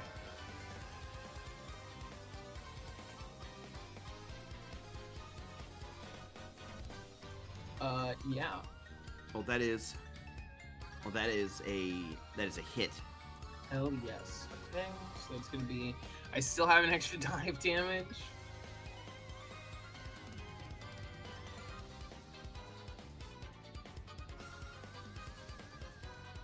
That's 10 damage. Excuse me. 10? Yes. You ever know what it felt like to punch a nerd? I don't think she's ever actually punched a nerd, but I think she's thought about it a lot of times. Well, now you do. I think she just, like, bonks him on the head real good, and then she's like, Why do I feel the sudden urge to look for a locker? and that's All right. gonna be my turn. You got it. Addy, it is your go. The guy in front of you looks really, really bad off. Addy is going to keep up. I think she gets over the nausea from the spin last time, and then just brings the hammer up one more time. I'm gonna spend some flower points to charge attack, and then Okay. bring the hammer down. You got it. Bonus action to activate the charge attack badge, and then 25. Ooh, that's a hit. All right, that's going to deal plus another 8, so 18 points of damage. Ooh. You, like, hit him with, like, a dead ringer hit, and he, like, slams up against, like, the door that's partially ajar behind, and he also explodes and discorporates into dark light. Oh god, I didn't mean to hit you that hard! And no other extra attack that's turn. Okay. None of his equipment or any of his hammers hit the ground, except it looks like a badge hits the ground in front of you. Otherwise, she looks horrified. She's not paying attention to that. Yeah, no sweat. A guy did just explode into light. Yeah, she was just, oh god, what did I didn't mean to, I'm so sorry. The current bully pups are still asleep. He did. Doug, it's your turn. All right. Doug will like take a running charge, start spinning around like in a pirouette style circle, and then hurl his fist as he just yells, "No witnesses!" As do spend my last sorcery point to use distance spell to cast this at 30 feet. You know, that's the same thing I have set up on Jenna. Mm-hmm. So let me roll right. for it. That's a 15. That's a hit. That's a hit. Which one? You hit this one? No, I'm hitting Zeke. I got 30 feet. Oh, true. Okay. Roll damage. That is 21 points of necrotic damage. You grab him in the face. It's like. He looks substantially crunchier, made out of crunchier paper material than he did before. I just imagine his flying fist just hits him right between the glasses, cracks them, and just leaves a dent in his face. Well, then the hand will just turn to Punkiki and just wave. Awesome. I think she waves back and then hiccups a little bit of fire out. Alright, Darren, it's your turn. Darren was raising the staff towards the bully pup, but after he saw the black lightning earlier, just slowly turned. Just stone on stone grinding like from SpongeBob. And as he raises the staff once more, just goes, "These actions today will haunt me for the rest of my days." Oh god. That is unfortunately a whiff. Yep. If you want, everybody does have their free session reroll. Nah, we can sit with it. That'll be it from him. Okay. Blair, it's your turn. You just saw Doug declare no witnesses and just drain the life out of Zeke. Wow, I am so. Wow, I am surrounded by potential murderers, which, you know what, is not the most problematic thing right now. Anyways, Shadow's gonna go up here. Kiki, I swear to God, if you move, so help me God, I will get myself strangled. Anyways, and Blair is actually going to go up here. And I am also going to do another kiss, if you will. Okay. I don't know if I have advantage because I don't know if my stealth was higher than their passive perception. Let's see, it was a 13, right? No, actually. Okay, so this is just a normal intimidation check versus their con save. That is a 20 on the intimidation? Yup. Yup, they are scared of everything going on around them, and it leaves them wide open. Similar situation. You give them a little kiss and they freeze up. Oh wait, did they take the D6 from Phantasmal Force? It's only in a 10-foot area. He ran away from the area. Oh. Doug can move it on their turn, though, I think it pursues them. I would have to double check, but if so, I will add the damage in a second. I'm checking.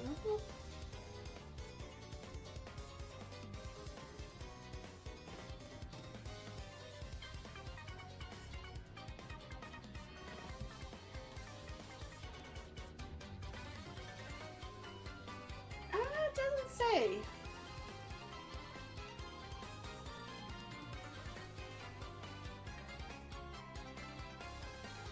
Well, it doesn't say it can be moved. Huh.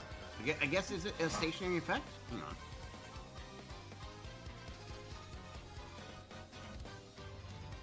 I think it just persists in an area because it can only be dispelled if they pass a check.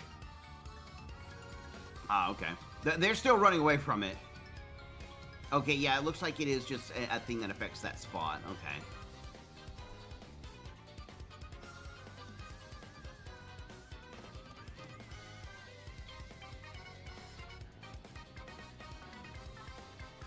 Still scared of, like, the boo over here with, like, a baseball bat with nails in it, or whatever he's scared of.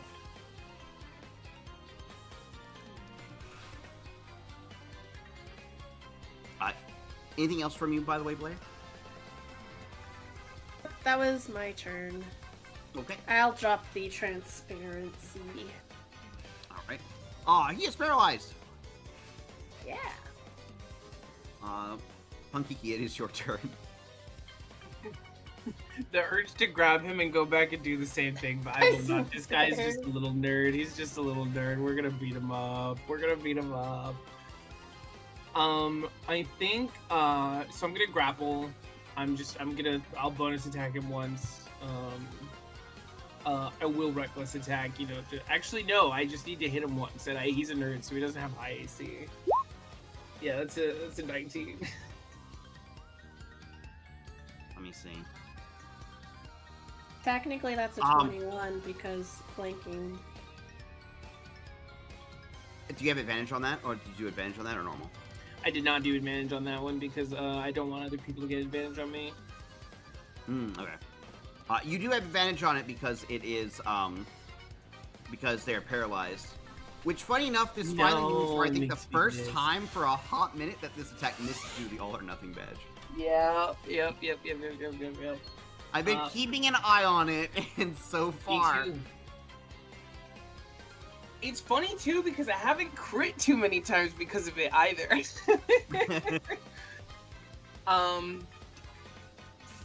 Well, I have to go for my second attack to be able to grapple him, so we're gonna do it again. No. Wow, the first time twice in a row. Holy shit. Yeah. Amazing. I just, go for, a 1-2, and they both, hit dead air around him, and I'm just like, what the hell?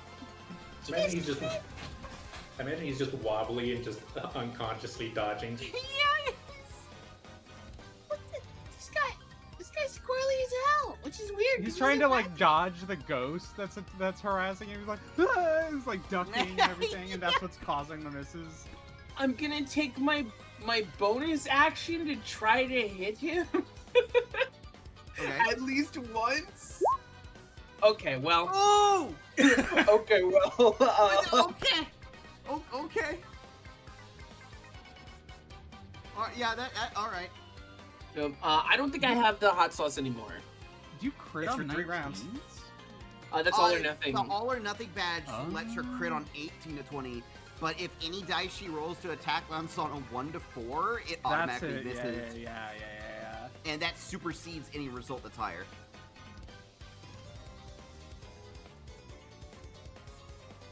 Sorry, did you say I did run out of the hot sauce one? It's 3 rounds, and this would be the It's 3 third, rounds. so you still have 1 more. Oh, I still have it. Okay, so that's It'll end after this turn. So I have 4 D8? No, 2 2d8, 2d6. Okay.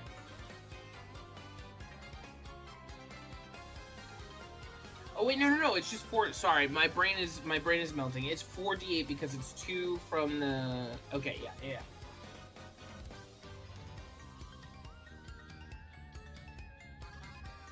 Math is hard sometimes. That's gonna be 16. All right. How do you want to knock out a nerd? Most likely permanently. Question mark. I think she's gonna after she misses the first 2 strikes, she just she takes her glasses off and tucks them in her pocket for a second. It still doesn't look like she can see because her hair's in front of her eyes. And she cracks her knuckles And then she puts her fingers like in front of her to make a square to kind of like aim, and she leans back, and then she goes, "Okay," and then she just does a stiff uppercut and just nails him under the chin. Likewise, he explodes into motes of light, and when you defeat this guy, the bully pups also disappear. Whoa! They're just sleeping, and they just incorporate into an explosion of light as well. Oh my gosh.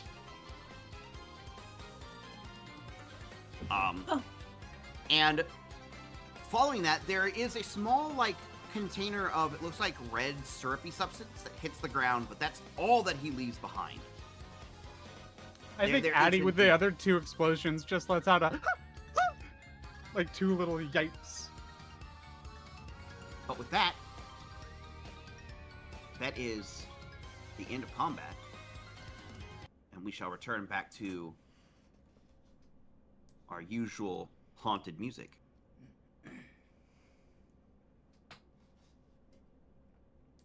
Once it decides to play. Hello? No? One day. Oh. There we go. Sorry, I ate the music. Sorry. Oh, that's okay. How did it taste? Spooky. Fair enough. Is it playing for y'all or no? I don't No. know. Come on. It's probably still loading it up. It might require a refresh. Sorry. Okay. Let me try refreshing on my end as Oh. well. Oh no! Oh no! Oh no! Oh no! The Oh, game no! exploded. What? The The game game is not available? Roll 20 is down. Roll 20 is down! Roll 20 Oh no! Let's take a break. Good time to take Yeah, a let's break. take a break. I think this is a good time to take a break. Yeah, I think it's a good time to take a break. Hello? Oh my god, it's just dead. Go! It's just dead. It's just dead. We killed those guys too hard. What the hell? Oh my god. Kill the feed! Kill the feed! Punkiki, your Anyway, finisher was too amazing. Hi, Pharaoh. Hi, everybody. Welcome into the raid. You just caught us as Punkiki killed somebody so fucking hard that roll 20 crashed. Hi, Pharaoh. Hi, Pharaoh. Hey. Unless, wait, was it a combination of Punkiki's killer punches and Thero coming in that just killed Roll 20? I guess so. Yeah, I have a 503 service unavailable too on my end. All right. Yeah. Okay. Oh no! Alright, cool. I'm pretty sure their servers just went down. Yeah. It's not us for certain. It's a really funny time. They might be down for a while. Sorry. I'm so fucking sorry. Oh, don't Why are you apologizing? That was too cool. I Hey, if suplexed it- this server. If it's just down, at least we hit a really good ending point. True. Yeah. True. Absolutely.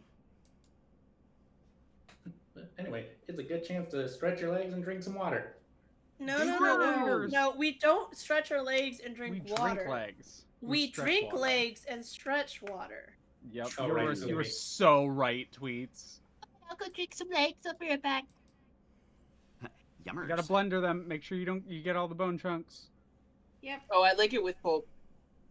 Oh, you're a pulp bitch. Got it.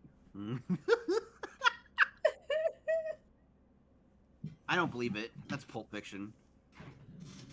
Man, I'm so glad I snatched that item now. I was just like, Yeah.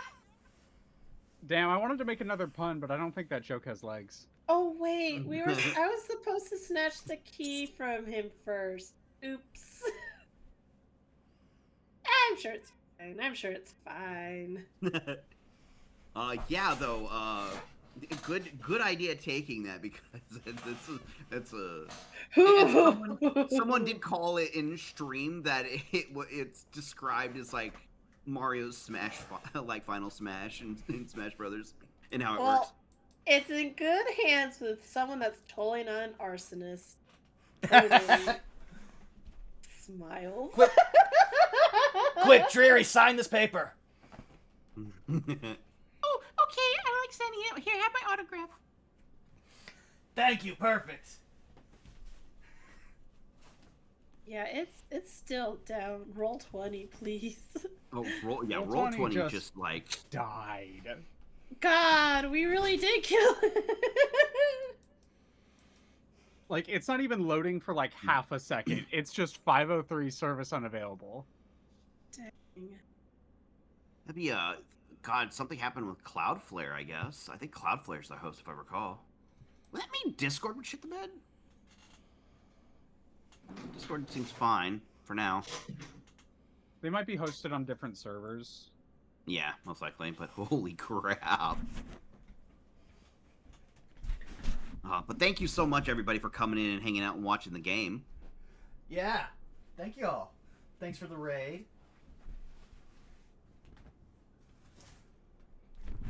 Hat, How's everybody doing? Hi. Hat, hi.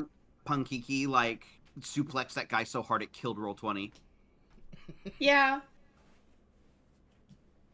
Like, Roll 20 is, like, just straight up 503 bad gateway dead. It's gone. Roll 20 could not handle like the sick wrestling moves from Punkiki, nor the fact that Darren killed a guy. Like Darren can't handle the fact that he killed a guy. Guys, you need to realize it's not illegal if there's no cops around. We're fine. I gotta side with Doug on this one. This time. The one solidarity we both turned, we take this to the grave. Again. Again.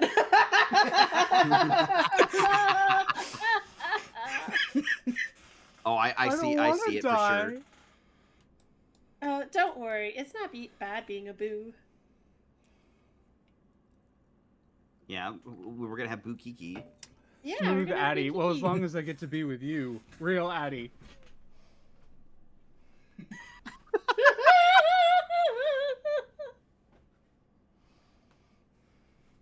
So I'm You've guessing. been struck by a smooth Adelaide.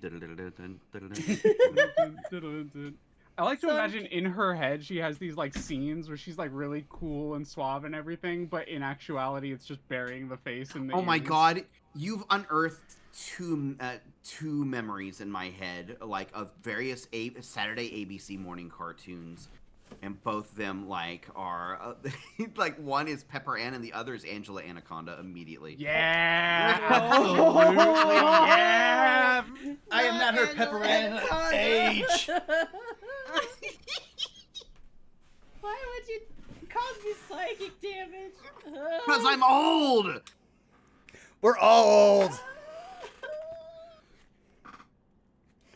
I'm But somewhat old. I cry. I'll just say, Turning into ash, withering into bones.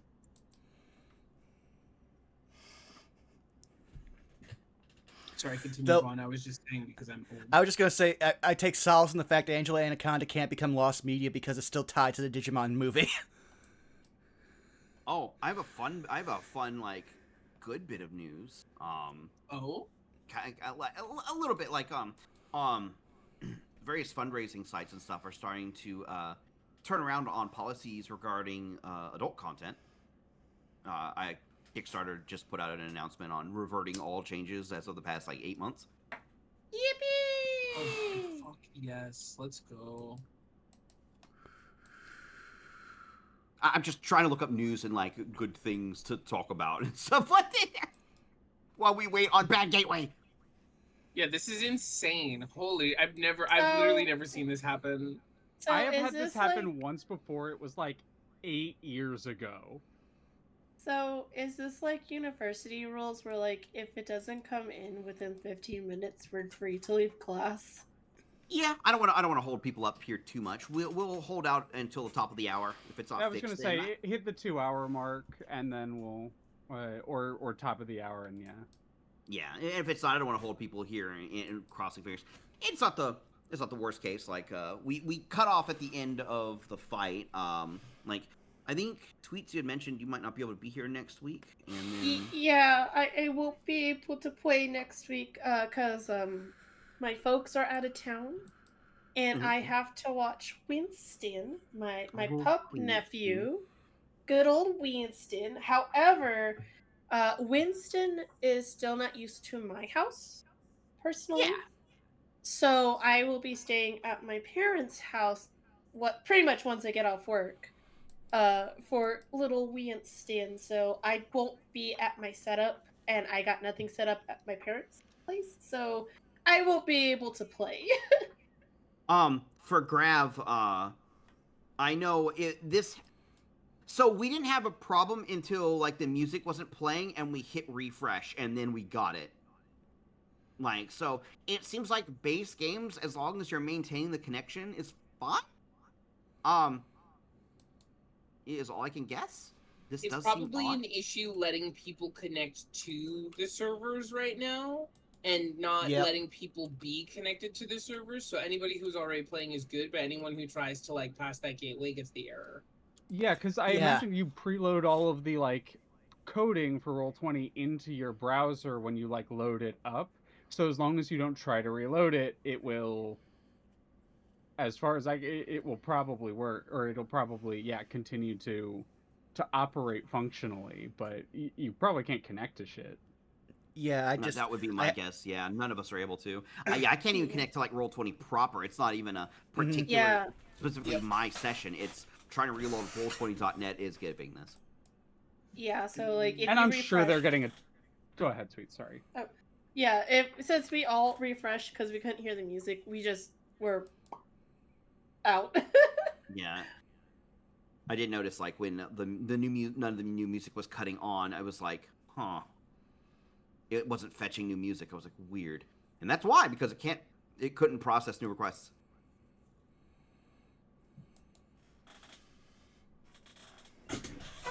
Oh, Roll20, you so silly. Roll20 is so fun. Oh, you.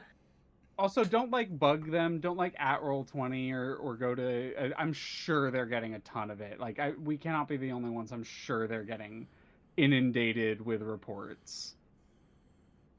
Yeah.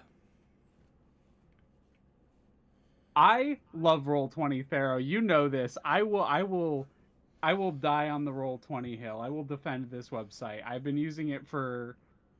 I'm gonna call Roll20. Pharaoh, no! Pharaoh, no! Stop! Pharaoh, no! I will absolutely defend Roll20. I've been using it for over a decade now, and it has come in absolute clutch throughout the years. It is still a very good website that allows for a lot of customization and a lot of use. I will fight for this website.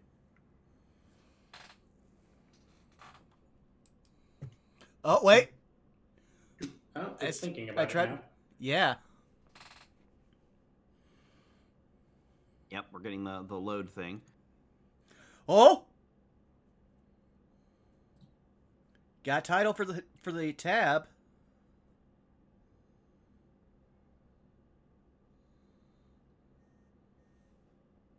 I mean, it's trying to do a thing, but it is promptly exploding. It's trying. Oh, it brought back. Yep, we're in. Hell yeah. Give me just a second and I'll load back in. Oh, it looks like they added a new tab. They must have been doing an update. Was this a launch update? Really? It's Tuesday. Oh. Tuesday. Oh, did they add some kind of new feature? I'll take a look. They might. I think they added a new feature, but also Tuesday is when Roll20 does its server updates. Oh. Okay. All right. I'm waiting on to load on my end. It's still not loaded, but it sounds like we're going to be back in the game here momentarily. Even the music loaded in this time. To get in. And just like compiling itself, basically. Oh god, it added a bunch of extra features. Oh, Roll20. Yeah, I'm down to take a look at this real quick. They added curtains, they added token movement for auto measuring, but like if you just click on an enemy, it should measure you to them now. I think these are advanced features, by the way, but like I think you have to have the... But I don't know for sure. There's a new communication thing, so you can You can GMs now have a pointer tool, it looks like. That sounds awesome. Hell yeah. Let me load it back up. It made it easier to upload homebrew in. There's new map pinning. Oh, Yeah. map pins. I love map pins. Probably some basic ones available, like I would assume anyway. Game is doing a long think on my end. I'm finally in, so you should. Oh! What the hell, Darren doing? Okay. To be fair, those are effects, and these have been in for quite some time. That was It's just out of scary. nowhere.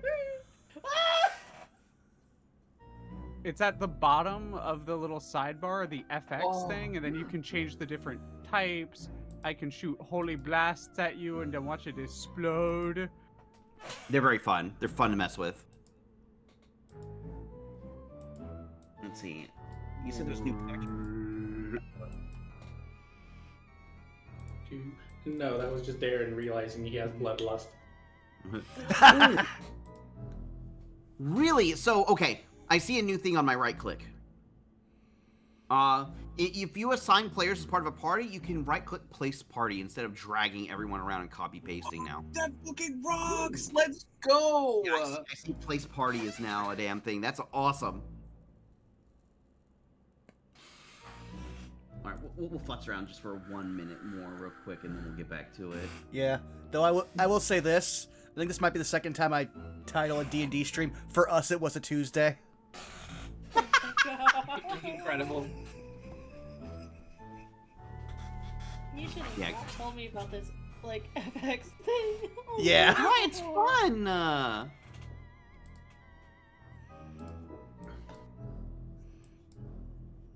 Alright. So, combat has resolved. And unlike before, where you left enemies dizzy on the ground and everything, there's no one left. Only a couple little trinkets dropped or stolen from the enemies. None of their belongings, none of their equipment remains. They entirely disappeared in flashes of unlight.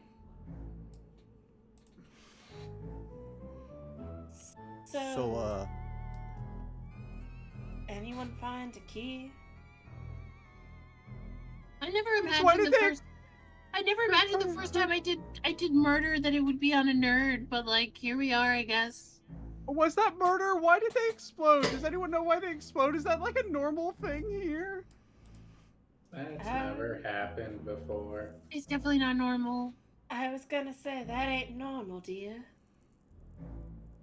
Like this thing I stole from that big guy, and she'll pull out the rectangle thing.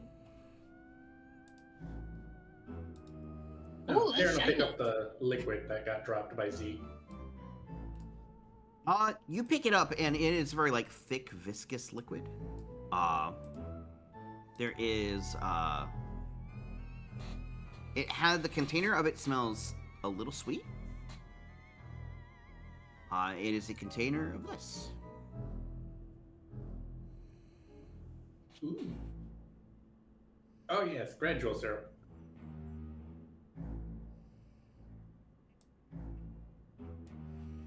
That's really The, good. the booze downstairs did bring up a good point, which is that they didn't really like explode into confetti or like paint or anything, so we probably didn't do murder, but like they definitely aren't okay. Addy has like tears rushing down her face. We didn't kill him. I don't think so, but even if we did, murder's okay. Like I said, it's not illegal if there's no cops around, so. You know that's not true, right? Like that's not how legality works. No, it's fair, you know, if there's no other witnesses, it's, I believe fair game. Fortunately, Doug's in the right on this. Well, no, you cannot get caught. There's a difference between not getting caught and it not being illegal. It's still illegal. Well, I mean, Right. nobody saw us, and like, even if somebody did see us, they'd see like that. I opened the door, and that guy tried to attack me, so I had to hit him. I'm pretty sure we are on their premises. No, we're on Dreary's. Yeah, we're on Dreary's premises. Didn't they just rent an apartment here? I'm sure it's fine. Why, guys? Where'd everybody go? Oh, they exploded. That's what I'm saying, Dreary. They what? They exploded. Like, For Blair, having gone in the room where the bunny individuals were hiding in, you see a very lovely, like, wooden, like, cross-boarded room. Looks like it's some kind of sunroom. You can see that there is a bunch of toys all over the place. However, it looks like they've been kind of shoved into corners and piles unlovingly, and there's sets of workout gym equipment, like, placed in the center of the room. Ugh. They It weren't smells a mine. bit like a gym towel in here now. Ugh. God, I wish I couldn't smell. Anyways, I'm gonna look in this chest though. You open it, and there is a bunch of toys in there. A whole bunch of little toys. You Oh. can try investigate, roll an investigation, see if there's something interesting in there. Sure. Investigation. That's 3. Nothing that particularly stands out, although there are little like plush figures of some of like the weapon items that you know that often come in plush forms, like Mr. Softener, Mini Mr. Minis, Sleepy Sheep, and so forth. That look like there are non-magical versions in here. Mhm. That are mostly meant to be like little action figures and toys to be played with. Aw, these are so cute. Dreary like comes in behind Addy, looking in the room. It's like, yeah, that's my room. Why does it smell awful? Yeah, I'm sorry, dear. That big guy turned this into a weight room of some sort. That's what some of the other ghosts were telling me. Oh, gross. I'm gonna need to get some potpourri or something. Yeah. Well, I don't know if I find a key over here. We're supposed to look for a key from that big guy. I'm gonna Blair. go ahead. Mhm. Sorry. Darren will just hold out a blue mushroom. You look like you need it. Me coughs a little bit of like ghost blood. Like a little bit of ectoplasm up, just And Dreary also says, I mean, if you want, yeah. Like looks around like this apparently is like her combination room area. It's like, well, you can probably rest in here. Oh, you both are so sweet. You know that. She'll take the blue mushroom from you, Darren. You get a super shroom. Hell yeah. A super shroom. I have one too, but I will eat the one that you've given me. Alrighty, I shall shift it over to YOSHI. Let's see, I will. Nom nom nom nom nom. There we go. Alright, there will now be 2 super shrooms for you to track in your folder. Yippee! I will hold on to that, but I will take Drewy's offer to sleep on the bed. Doug is rummaging If you through look the at other one of the tents. beds, Kiki is already like tucked herself in after hearing Dreary be like, "You guys are welcome to rest." It's fine. I wanted the bed with the teddy bear anyway, so. Ah. Addy just leans down and picks up the badge that the hammer bunny dropped. All right. You managed to pick it up, and it is it looks like it is a badge shaped like a hammer. Huh. I think I know what this is. Let's see. I- This... What? No, I was just gonna. I look over at Punky, who I gave my hammer badge to. I'm snoozing. Take it a big old nap. All right, there are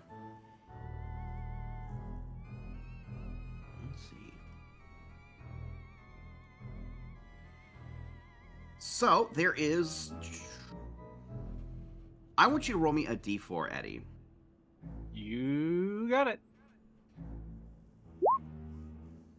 A win. That's a 1. All right. Let me pop this up.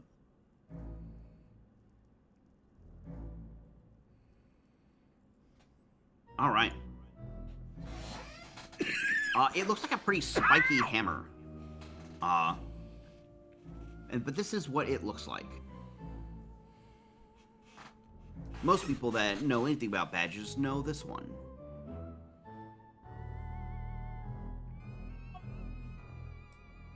Ooh. I'm switching at my screen.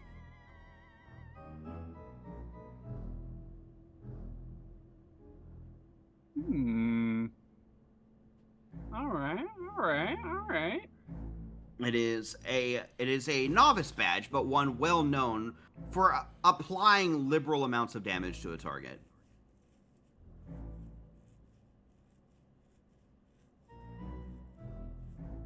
I will grab the heart rod badge that I have Mhm. and step over to Darren. Hey, Darren? You see him just staring at the spot where the bully pup was before you just slow turns?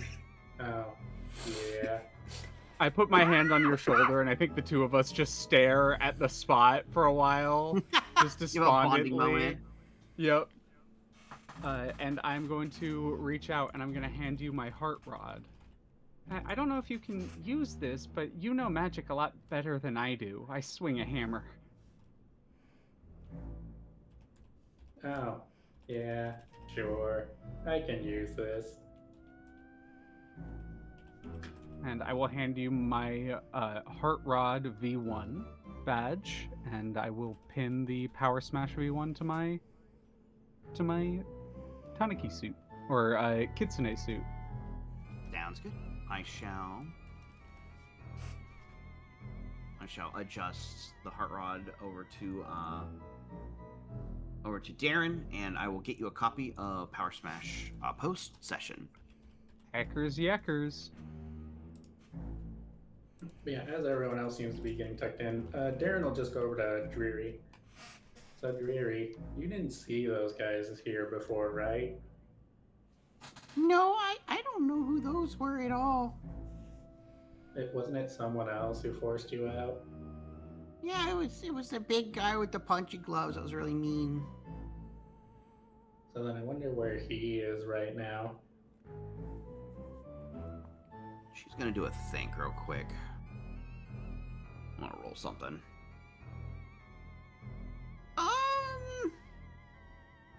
There's not a whole lot of places you guys haven't been in the mansion. If I were to take a guess, I mean, did you guys go down into the garden? There's a garden. And then there's the library. Not the green room. Blair says from her bed, like she's all posed up, like taking a comfy nap. No, that room was locked.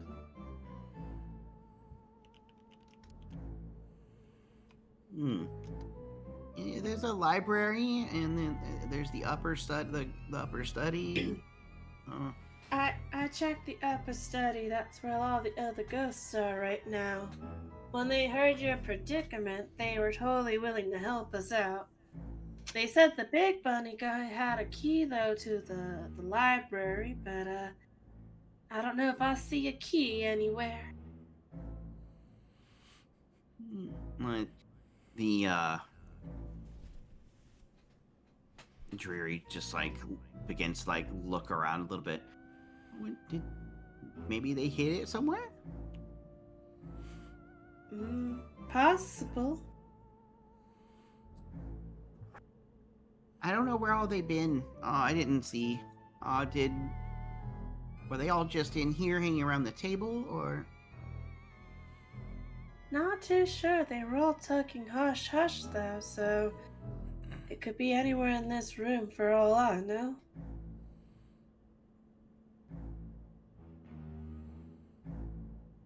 Alpha, is this a dollhouse down here? It is. It's a pretty large one. It's probably a couple feet tall. Just gonna give it a once over. Roll me an investigation check. Or perception. I'll allow either. I'll definitely take perception. A 13? Yep.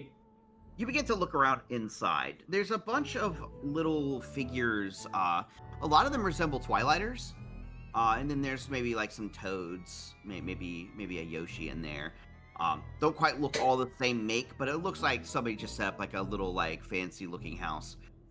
But one of the rooms looks kind of like a little jumbled up.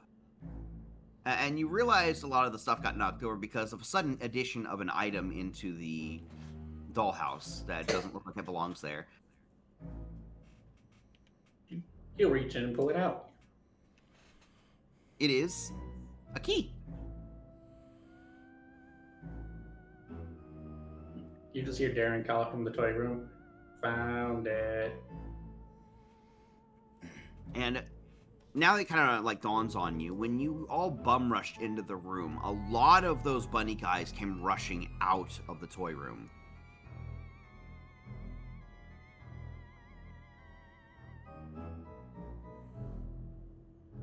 He'll wander back over. I think that's where they were hiding whenever we knocked on the door. Oh, they messed up my dolls. Oh, wait 1 minute. What? It's kind of like flustered, just kind of like going inside, and just seems to really not like the smell in like their toy room now. But like starts like fixing everything up nice and pretty and neat inside the dollhouse. Looking at the key, what's on the symbol, or what's the symbol on it?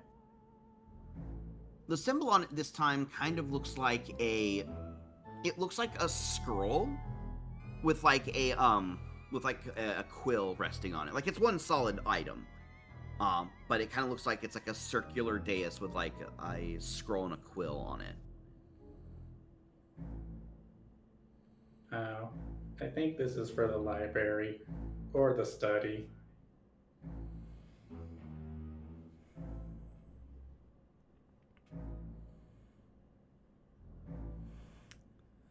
Well, if no one's going to volunteer to take that, I will, just as he just holds out his hand for the key.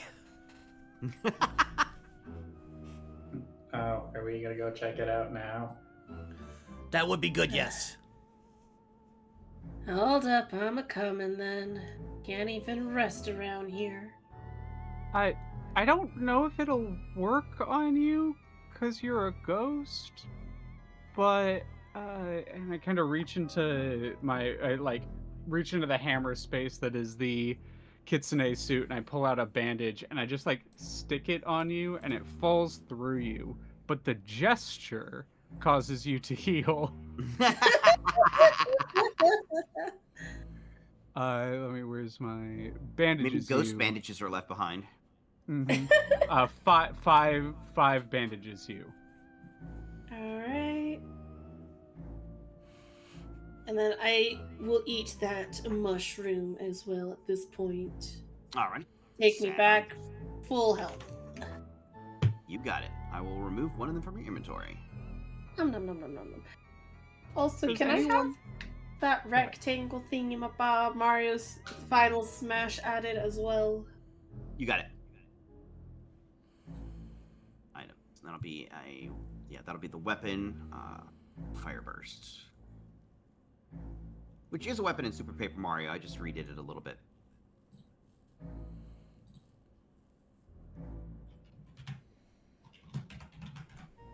Does anyone else need a band-aid? Iggy is just like loudly snoring in bed and then like does a wild punch to her left and then just recoils and goes, "Oh, that hurt!" I think Punkiki will be safe for now. Yeah, I already bandaged her, so there's not a lot more I can do for her, not until at least we rest. Meanwhile, Doug would be like, don't worry, I've got it. He just, one of his hands flies over, pinches her nose again, opens her mouth, and just drops a mushroom in.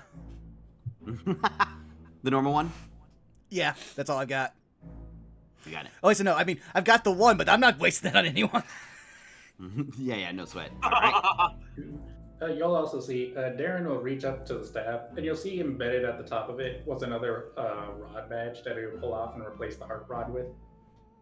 Okay. As he's holding out the force rod for the heart rod. Sounds good. How much is that mushroom fun? I believe it's it'll 5. go 5. Yeah. Thank you, thank you. Let's see. Addy's just staring down at the board game on the table and starts like fixing the pieces and putting them in the right spot and everything.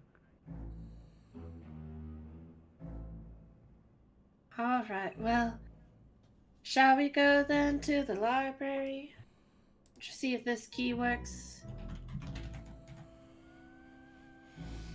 I never understood why they call it a library if you can find a lot of truth there. Oh, I get it. I won't believe that was a camera, Doug. That's so good. I love that Addy says that instead silent. She just kind of, like, to herself goes, yeah, that was pretty bad. No, Addy, make a perception check real quick. Absolutely. Oh, okay. Let me hit that. Big girl perception. 14. It is you can just make out the tiniest motion of Darren's mouth, but he's silently laughing. Addy feels content with this.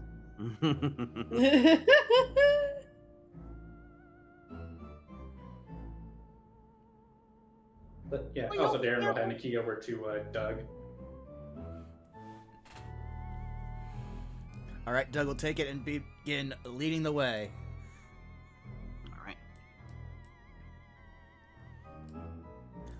You would know that there's some kind of strange barrier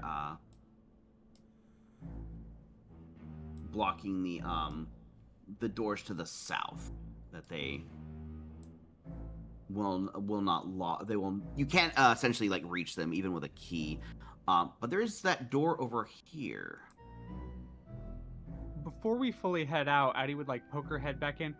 Dreary, do you want to stay here and like air the place out a little bit, or do you want to come with us?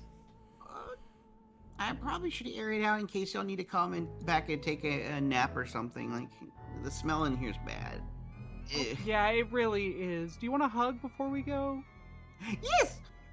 Okay. Yeah, I come up. We immediately like embrace, just like go rush towards each other. Give Dreary a big hug. While we'll you're hugging, be right back. While you're hugging, Kiki sits up and Delayed just goes, I don't smell that bad! Huh. Where did we go? Where did we go? Oh, they went over there. Okay, thanks, Dreary. Just pointing at everybody else. While they go inside and they like, you see them come like go in their room, Addy, just for a moment, and you see them scratch their head, and just start like trying to like look through belongings and things. It's like, oh, where did I put the potpourri?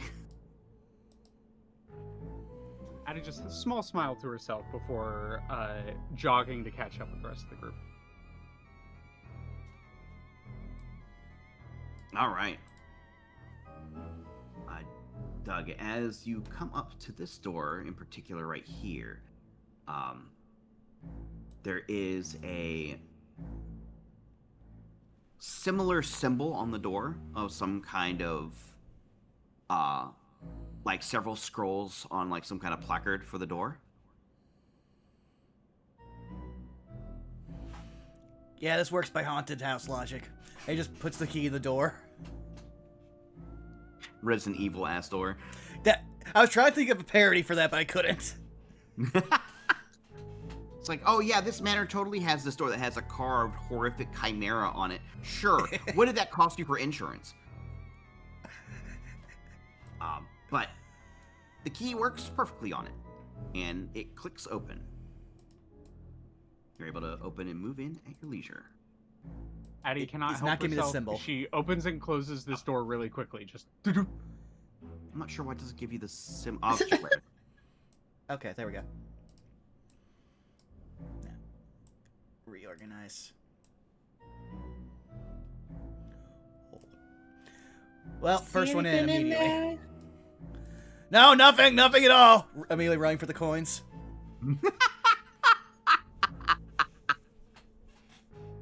Wait, is that what I think it is? There is something on that dresser. The 4 coins are immediately gobbled up by Doug. Good old Doug. Money! Doug, since I've been here, no one has made me pay for food or drink or lodging or anything. What do you need so much money for? You'll just watch as he gets a far away. Hey, look at his eyes. Things. That didn't answer anyone's question. I know. I did not incriminate myself at all. She just does like raise a finger up and then puts the finger down. For Darren, there is something sparkling on that little like dresser right there, and it grabs your attention. Who does it look at him, more importantly? Roll me a religion check. Horrible at these. Oh wait. Wow. 19. You would recognize this as this is a depiction of what is known as a pixel. In particular, this is a depiction. Totally not quickly rushing over to remember which one it is off the top of my damn head. It is a depiction of Fleep. Most pixels are forms of minor spirits related to star spirits, and have some modicum of power. They are also known to be like entities that do impart powers to individuals like clerics and paladins. The best thing I could compare this to would be a holy symbol, except it does have an activatable power. That's good once. Just looking at it, you all just hear Doug. Oh wow, I wasn't expecting to see one of these. I will show you which one this one is. It is a what lot is of it, text. Darren? What'd you find, Darren? It's a pen. It looks like a pixel. Like from a computer? No, not that kind. You say that, Addy. The stylization of this pin kind of looks like that. She just kind of nods her head. She pulls out her little notebook and then scratches in computer world? Question mark. And then there's a little like in parentheses digital circus? Question mark. Topical. Yeah. But, he'll just pick it up and you'll see him just pin it right to the front of his tabard. Okay. The last thing she writes in before underlining it is game verse.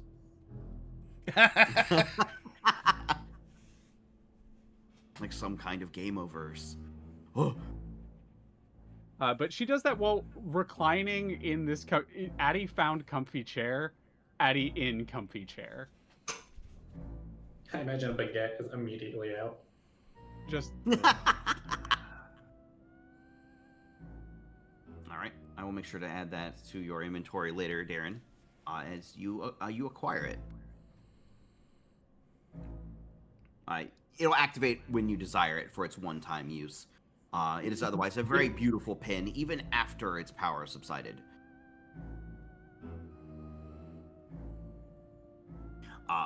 For the rest of the gang, Blair and Addy in particular, there is a lovely-looking work desk here with all sorts of books and such lined up behind it. Doesn't seem to be of anything in particular, maybe someone's own memoirs, maybe notes, transactions, upkeep of the mansion, that sort of deal, at least at first glance. I'll take a quick look at blah blah blah blah. What are words? I'll take a closer look, not a look closer thing. Yes, I can word. Words are hard. Words are hard. Indeed. But yeah, give me an investigation. Investigation. Can I 15. help? Not by doing anything, but just by. It doesn't matter. 15. Yeah, but absolutely, you could have definitely said you helped here. Both of you start looking through the paperwork and such left on the desk. It looks like it's not been touched in a while, but something interesting does catch your eye. There looks to be a book that looks like it was disturbed recently. It is a book that looks like it talks about the history of Creepy Steeple. In particular, oh, go ahead. So I was just gonna say, Addy loves books. She'll crack it open.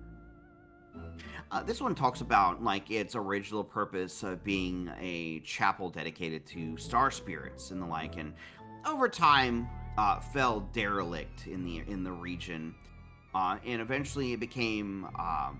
It went through several different like purposes. There was a point where it was an orphanage. There was a point where it was a lovely tourist attraction. Then its current like jurisdiction, which is a home to booze, like mostly wayward booze and the like, congregate there. They like to like. It's like a gathering spot, like known by most undead. It has no particular affiliation with anyone. Doesn't really like line up anywhere within like more malicious purposes or anything more beneficial either. But it is rumored that there are catacombs beneath it from back when it was functioning. What the catacombs' purpose is unknown, but it did connect to some of the royal pipe networks back in the day. Some people thought it may have been like a way for people to escape in case the Koopa Kingdom attacked the region. Or maybe it was someone else's, like, maybe there was something more devious going on. This is all, of course, very much buried in the past. But what is known is there are magical things about Creepy Steeple, including its ability to stay standing regarding what's going on, regarding the ages, rather, passing, as well as a few artifacts related to it. And one of the artifacts happens to be the bell itself, and its ability to amplify and carry not only sound, but magic. Hey everyone, there's a lot of information about Creepy Steeple in this book. Darren, you might want to take a look, but I vaguely remember Eve telling me that they were having problems with the pipes when I came out, and apparently the pipes might connect to some catacombs under here.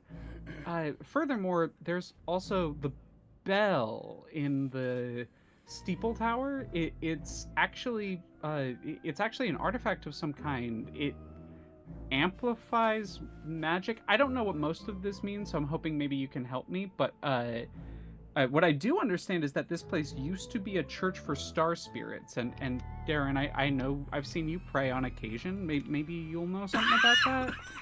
Patty, as you look at Darren, you see he's got the faraway stare again. I- Fortunate Sons is in the background. I just imagine like Blair is like resting on top of Addy's head while reading this book, and she's like, "Oh, so that's what those nerds were looking for. Can't be good news." Hi, Blair. Well, hi there.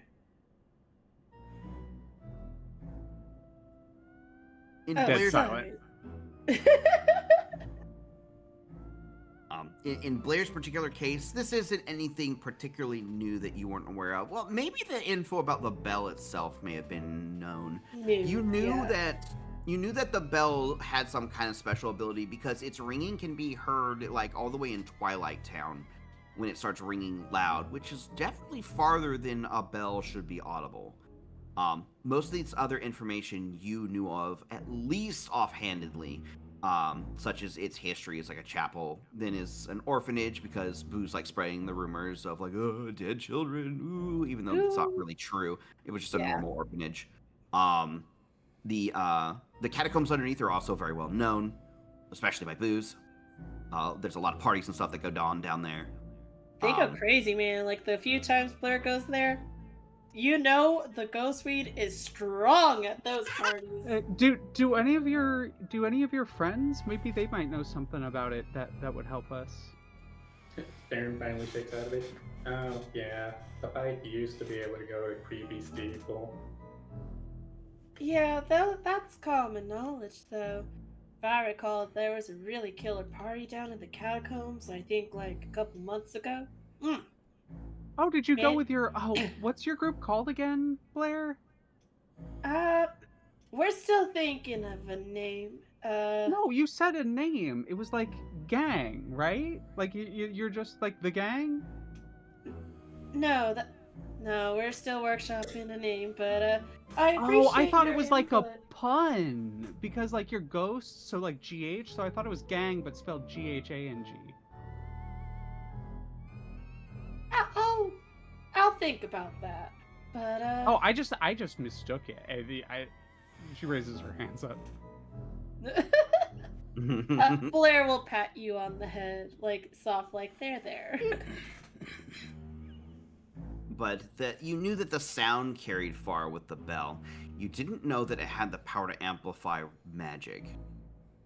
Well, At which that's point, Darren will just go, "But yeah, the last time someone used the bell, they were using it to turn everyone in Twilight Town into pigs." Oh, is that what happened when me and the gang went on vacation for that 1 week? Yeah. Every time it rang, someone would transform. Could someone be using it to stop the pipes from working? Well, we'd be hearing the bell. Yeah, that's the thing. You could hear that bell all the way from Twilight Town, which I guess makes sense. If it can amplify magic, it would amplify the sound. Huh, I guess you learn something new every day. And no one here has heard the bell ring any time recently. I feel like Doug would just point out, well, actually, you wouldn't hear the bell if they put a muffle on the clapper. He's just now just trying to open this door. That door does also appear to be locked. I see. And unfortunately, Thieves' it tools. does not open. Thieves' tools. You attempt to unlock this. This is probably the most complicated lock you have seen. Darn. It looks like it is some kind of strange, like... I know these exist in real life. I'm not sure how to describe them, where they are a complicated... It's like a double-tooth key lock, and you have to insert, you have to turn it a certain way, draw it back out, draw it out a little bit, turn it a certain way, draw it back out a little bit more, and turn it a third way to unlock it. Oh, like an These old are- Chinese-style lock. Yes. Picking this one might be a little difficult. Or a lot difficult, actually. As he just watches a crowbar slides in the frame. You need help over there, or are you just gonna be sneaky again, Doug? I don't think this door actually requires any form of stealth. It's raising the crowbar. Why don't I try my hand at picking it first before you brute force things? Guidance. Thank you. Blair? Thieves' tool? Ooh, And then 29. Wait, D4? 30. 30. Flat 30. Blair, you are actually able to pick this. Whoa. Blair just looks at Doug with a smug smile like, that easy, bro. You know what helps? It helps you being able to partially phase your hand through the lock. Like legitimately, it is a little helpful that you can kind of like Gmod like phase through like the door partially to do this. Just like T-pose stand by the door to glitch through. Though I want to imagine when you do Blair on- dabs... I was just going to say when What? Blair dabs at, like, Doug's already turned to Darren. She's like, yeah, so if you pull this little, like, lever thing on a bell's, like, little deedly bop, it actually stops making sound. Oh, we should consider that.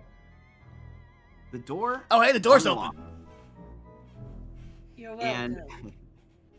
it unlocks, and it opens very slowly into what seems like it's supposed to be the last room of the mansion.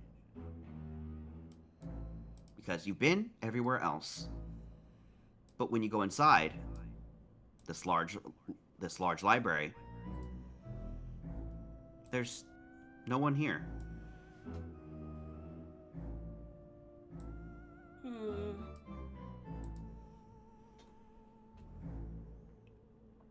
The scent of a gym workout is very omnipresent in this room as well. Oh, did he work out in here too? Oh, God. Maybe they just smell like that. It's difficult to tell. I think Kiki like walks in and sees how big the room is, and she's like, Oh wow, weird that nobody's here. I guess I would find that strange if we were looking for someone. Good thing we're. Wait a minute. Boo housing!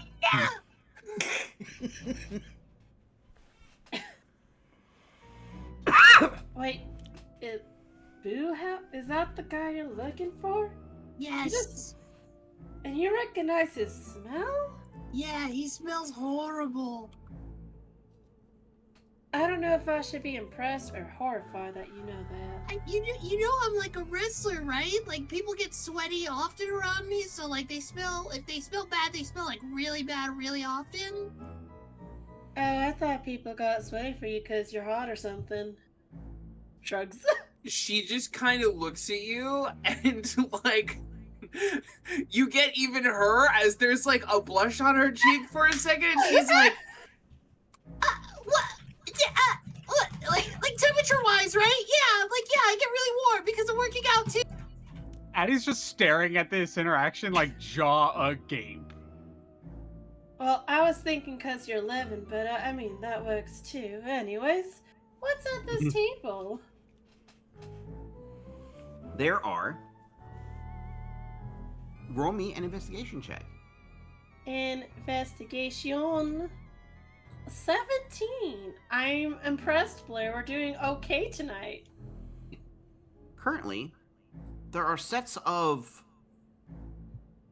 It looks like some kind of drafts of maps. Like some kind of like cartography kit like being worked here. A couple of stacks of books. It looks like half-written notes. Supply lists. Currently looks like maybe some kind of draft plan for a group going somewhere.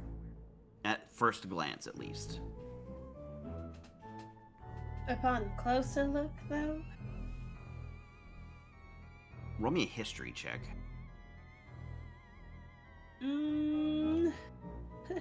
5.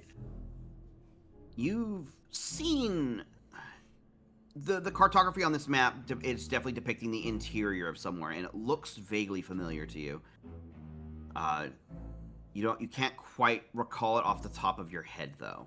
Yeah, the smell's kind of distracting. Not gonna lie.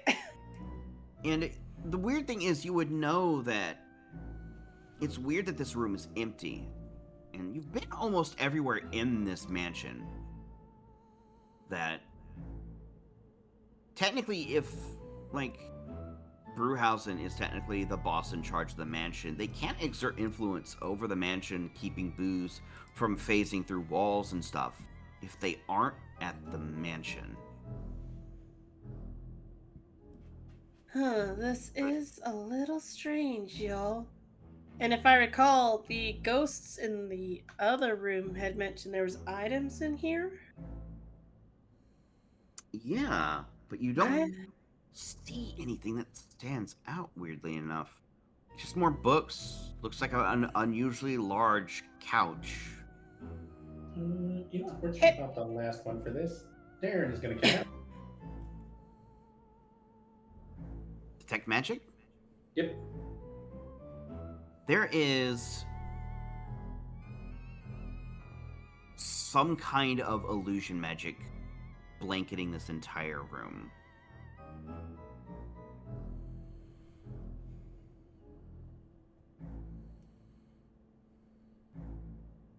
You all just see Darren look around.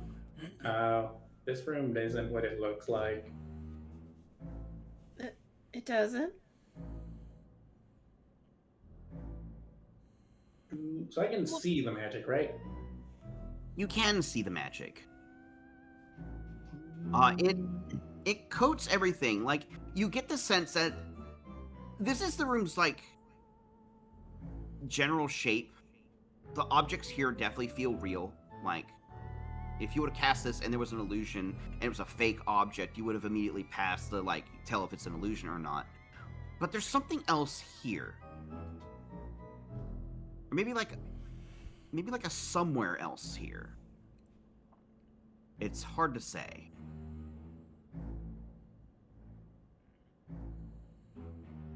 Well, is there a thing I can punch to make the room look like how it really looks? Like, what if I punch the room? The way this is, it's almost like there should be somewhere else up here. I hate to ask him, but I think Doug would be good at finding out things, maybe. Wait, where did he go? You'll see Doug is buried up to his waist looking through those scrolls in the corner. Roll me a D100 just for shits and giggles. Okie dokie. 94. 94? Wow. Alright, Weird. alright. A post session, like before a next session, I will find you a spell scroll. Oh! You'll just watch as he pops up.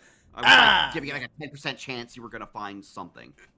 So You watch as he just picks up a... Found one! Yeah, you just watch as he pops open the, like, crack in the back of his head, slips it in there. Alright. What were you talking about? My point exactly. If anyone's gonna find anything hidden, I'm sure Doug would be able to. it is possible Doug has quite a few contacts, especially those that would definitely like to hide things. Keep incriminations low. I was about to say, Alpha, you have access to my sheets, so would my background ability, which is supply chain, work on this? Let me reread it. Give me 1 second, because yeah, I know your sheet is misbehaving due to reloads and stuff. Let me double check. If not, I have one last thing I can try and brute force this.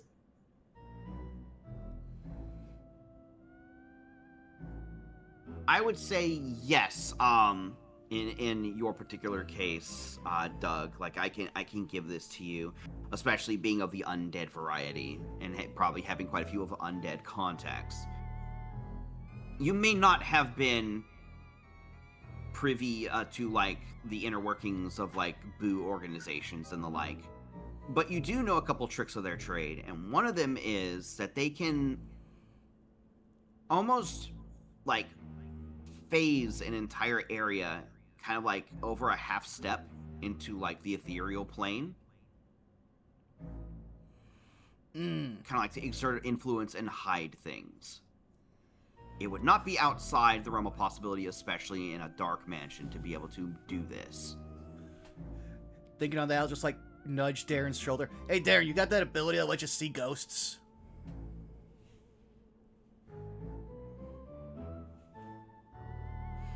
Oh, yeah. Yeah, you probably want to do that right now. You'll drop, so you will go ahead and drop Detect Magic and recast. See invisibility? And you can So- see into the ethereal plane. There's... For a split second, you swore you saw something more.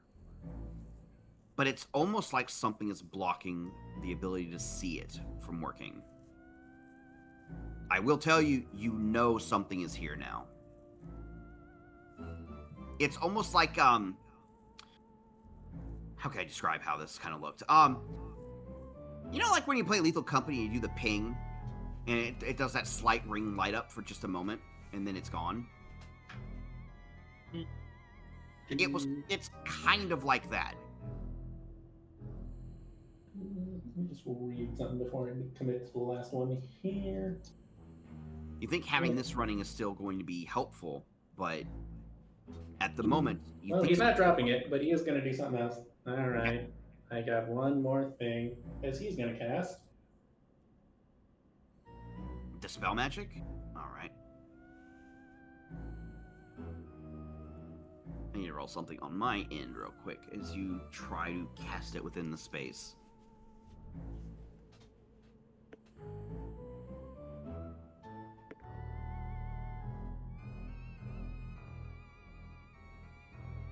There is a momentary rippling effect in the room.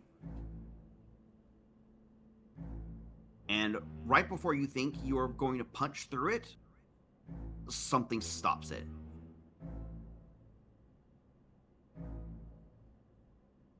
There is... This is strong. The Dark Mansions are known to have strong magic, but something is missing for you to be able to punch through.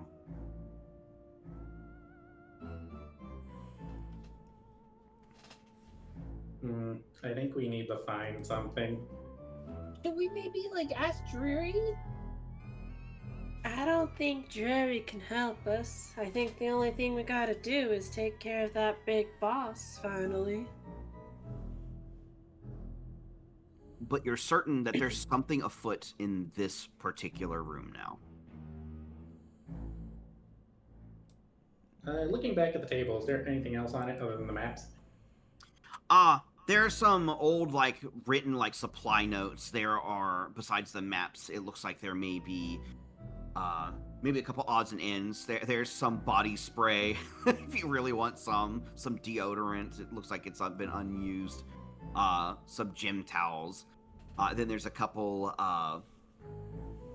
there is some extra writing supplies here as well as some, charcoal and incense. Looks like a handful of that. I would say probably, out of charcoal and incense, probably about 10 coins worth. For spell components and the like. Yeah, I can grab a handful. Looks like it's the least touched thing in this room.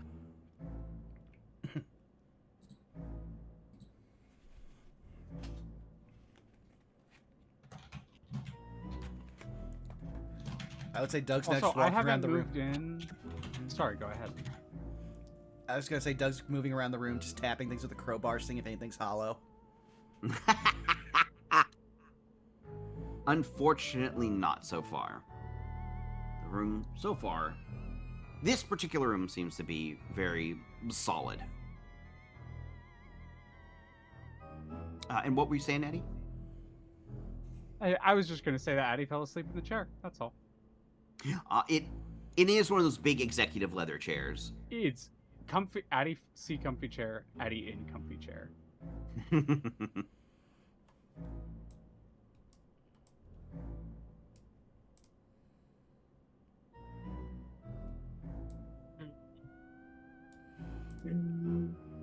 Hey, Punkiki, come try pulling one of these flowers. Come try what? Come try pulling one of these flowers. It's an experiment. Where are they? I don't see them. Over here. Oh, that was You're camera Doug. Hold on. I was Okay. gonna say, I'm not the only one that saw that, right? There's 2 dogs now. There's Just a ignore Lakitu, him. There's a Lakitu carrying a camera that also looks like a stuffed Doug. I was going to say they have a Doug mask on. Dude, did you get Doug plushies made? Why did you do that? Listen. Oh no, they turned Doug into a marketable plushie. No! Yeah, I'm gonna pull one of the flowers. They are lovely little they're little fake daisies. You pull one and they feel a little kind of artificial and plasticky. She just looks at him and shrugs and tucks it into his the front of his trash bag coat, so he has a little flower there. And she goes, There you go, bud. You'll just watch as above his head, a little thing is just going just an X over Punky pulling the flower, and then just a ghost appearing.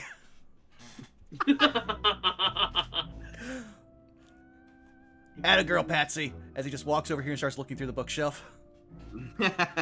She turns and looks at Darren and she's like, Hey, why did Doug have like an elaborate like pictogram of me maybe getting offed by ghosts above his head?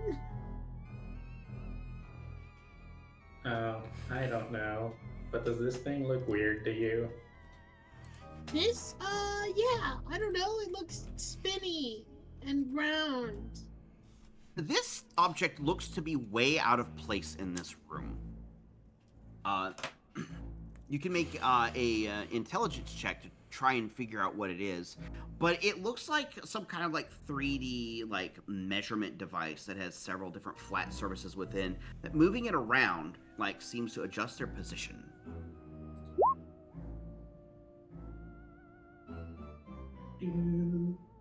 That's a 13. Wait, no. Guidance. "Do you say int save or just int?" I think it'd be the same. 17. It'd be the same effect for Darren either way. I don't think he has. He doesn't have proficiency in int saves. Oh, wait, that was a save. It'd be the same result. Yeah. You would know this to be it's an old type of measuring device called an armillary. You are able to measure like 3-dimensional spaces and able to judge great distances with this device. Currently, it appears to be like angled like in a way that whatever it is pointing out the window. Holy shit, Skilly, I haven't heard the word armillary since I used to play Magic. Good fucking pull. I might be That's gonna mispronouncing the word. He's gonna start adjusting it slightly, see what happens. I don't know the pronunciation. You might be right. I just said what I know, but I recognize the word regardless. You're able to move. It is a very heavy to move device. Like it is very precise in its movements, but it's fun to watch all of like the gears and inner mechanisms like spinning and turning with each other. With like the flat, some kind of flat disc in the center of it seems to move around with it, like on the interior. Like something could be setting in there. Maybe some other extra measuring device or something else. It is a wonder to behold. Like it is masterful craftsmanship. I think we need to find something to put in here. Like what? Like a flower? No, something else that measures things.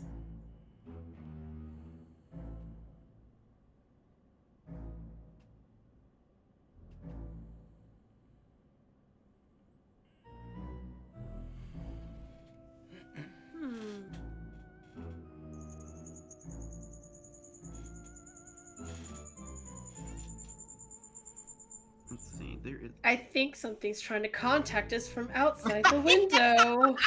What the hell? I'll take a peek outside the window. Do I see anything? Oh, like looking out like the windows over here. Yeah.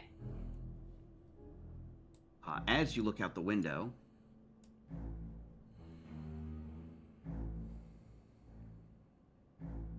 you focus really hard. Make a perception check. Perception 15. As you focus really hard and stare intently out over the horizon, you see two things. Off in the distance, really far, but you can still see it from here, is Creepy Steeple. The second thing that you see...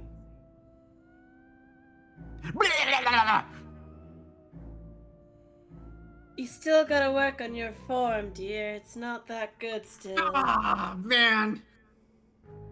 It's actually looking for you, so nice try. I came to get you. Spike found something. Oh? Can she open the window?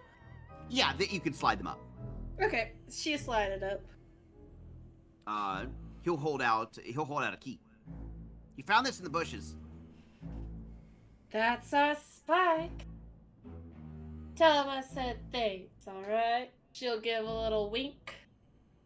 Yeah, totally. Why does it smell like a bad gym in here? I don't know. I guess the person Punkiki's looking for smells real bad, and I think this might have been where he was scheming and stuff. Yeah. Huh. Oof. You know what? Yeah. I'm gonna get back outside. Yeah, go out while you still can. Hey, you guys have fun. I'm out of here. He just like starts going down, and then he just like tumbles down the shingles and just falls off the roof. It's just like Gmod ragdoll. He just starts coughing, and then he like loses floating balance and just like he's like, I'm okay. I just imagine he like landed, but like is still floating, like Family Guy style pose. But she'll actually leave the window open because man, it does smell. Yeah, it does. But But yeah, she'll. this large bay window has a fantastic view of creepy steeple in the distance. Well, I think your boss and those weird little bunnies really wanted something from Creepy Steeple, and I don't really like that at all. And the key that you got your hands on has a ornament on the end of it that looks like a flower. But I think I found the key. Well, not I personally. Spike did the work.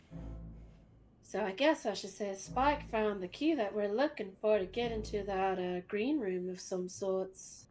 Go see the garden and all that.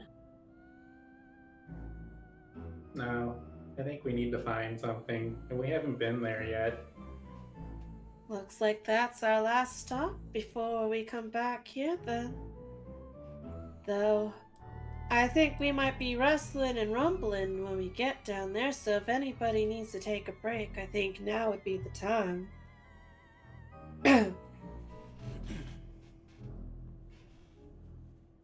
I'll say you all noticed this. The glow that's usually coming from Darren's eyes is now very muted. Darren, are you alright? You're not glowing like you usually do. Oh, I'm fine. I'm just a little tuckered out. Why don't we get a little bit of rest then? I want you on your top game before we have to fight. Oh, okay. Let's see if Dreary found the potpourri.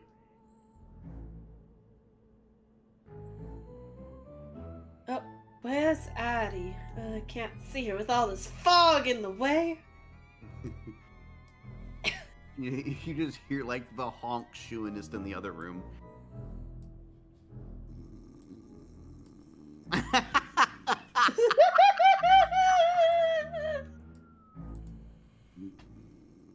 And But, there's the like full ass drool like drip coming from her mouth, and she's like half like leaned off the chair because she kind of slumped to the side, and it's like made it almost all the way to the ground.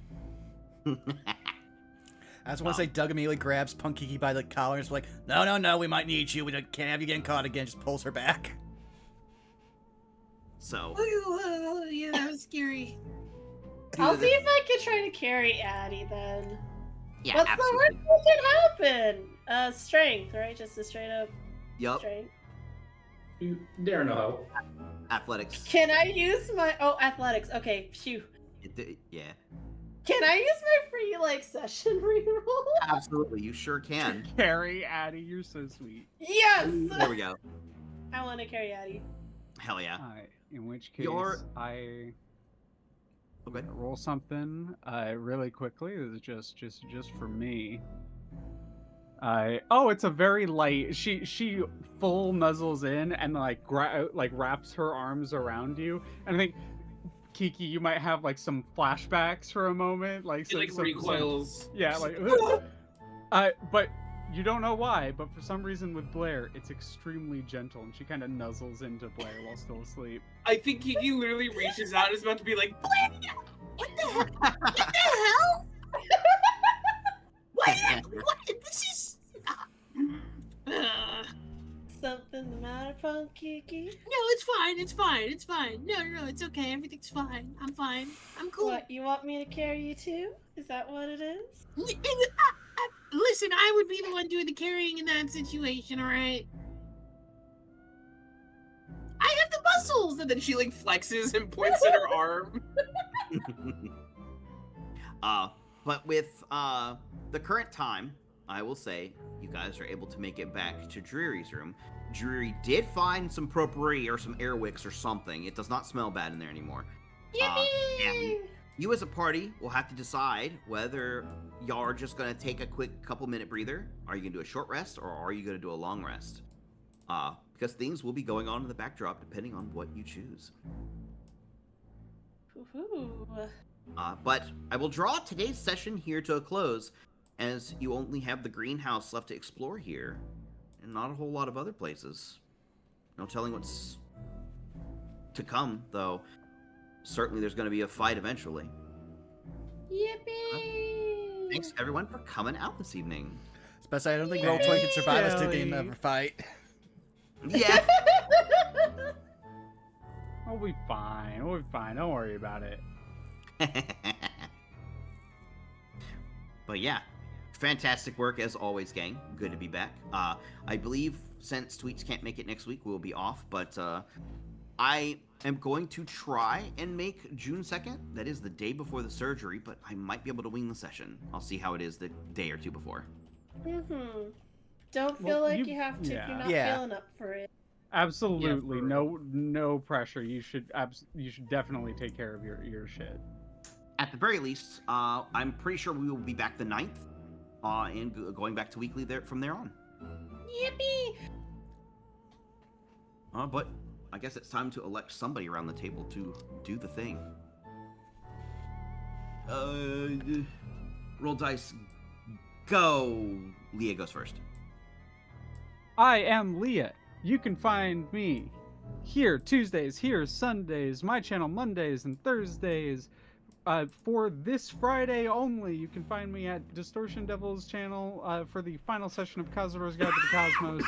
Other than that, stay tuned and we'll find out what I'm going to be doing on that time slot and or in the future. We'll see. But either way, I just want to thank you all for being here. Thank you for taking your time and enjoying it with us. We all get a limited amount of it, and I appreciate you spending it with us today. I am going to roll gently the talking skull to Tweets this time. Oh, thank you for gently rolling it to me. You can find me at Blue Sky at Miss Tweetums, where I occasionally repost memes and art, and once in a blood moon repost art. I didn't have any doodles for this session. I was too involved with the fight to really doodle anything today, but I'll probably come up with something after session. Good amount of doodling to be done. You can also catch me here on Tuesdays. Yeah. I'm not really in any active games at the moment, but soon. I think we got some pack tactics maybe later this year, if I'm not mistaken, Vaughn. Yeah, I just gotta wait for other games to finish. Yeah. But until then, yeah, you can just find me on Blue Sky for the time being. And I am going to gently throw this skull head to Punk. Yeah. I catch it. I do a really cool flip. I do a pose. I get a bunch of star points from the crowd, and then I do the 8-star move that explodes the world. We hear the Tony Hawk Pro Skater sound again. Yeah, I get all of the letters. It says Punky, and then I explode. I need to put an explosion sound effect on the soundboard. Anyway, hi everybody. I'm Punky. I have been Punkiki. I didn't have anything clever to say after that. You can find me on Twitch, twitch.tv/punky_o_o, where very, very soon I will actually for real be streaming on my own channel. What day that will be, I don't have one yet. Be patient. Please wait. But it will be soon. And if you want to know how soon, you should follow me on Blue Sky, which is at pun-key, PUN-KI. Otherwise, you could find me in a lot of the places that you find these other fine folks, like Leah. I am on Leah's channel on Mondays, sometimes when we do things. And Vaughn, I'm on Vaughn's channel on Tuesdays and Sundays. And then I'm with Leah again on Wednesdays on Gaius Ghost Paw's channel for some Gunk Tank, which, if you're keeping track of the week, is tomorrow. So we will be doing that tomorrow. Let's go. Let's go. Let's gunk. That usually happens around like 6:30 EST. I think that's like 3:30 PST. I don't know. Keep an eye out. Follow me on Blue Sky. It's easier. It's easier for everybody. It's easier for everybody. Break more rules, drink more water, read more comics. I said that out of order, but that's fine because the order doesn't matter. You just have to do those things. And if you don't do those things, I'll know and I'll be disappointed. And you don't want to disappoint me because then I'll hit you with a banana slamma splash or whatever I called it in the moment. I don't remember. I'm passing it to Robot. I just kind of give the skull to Robot because it's been like gnawing on my hand a little bit and I'm like a little annoyed at it. Oh, Punky, you got gunk all over it. Oh, I'm sorry, I couldn't help it, man. But yes, no. For places to find me, well, you found it. Otherwise, if you really need to get hold of me, El Robot on Blue Sky. Mostly reposts and the occasional but otherwise you're most likely going to find me lurking in, well, most of the lovely people here's chats, like Skeleton.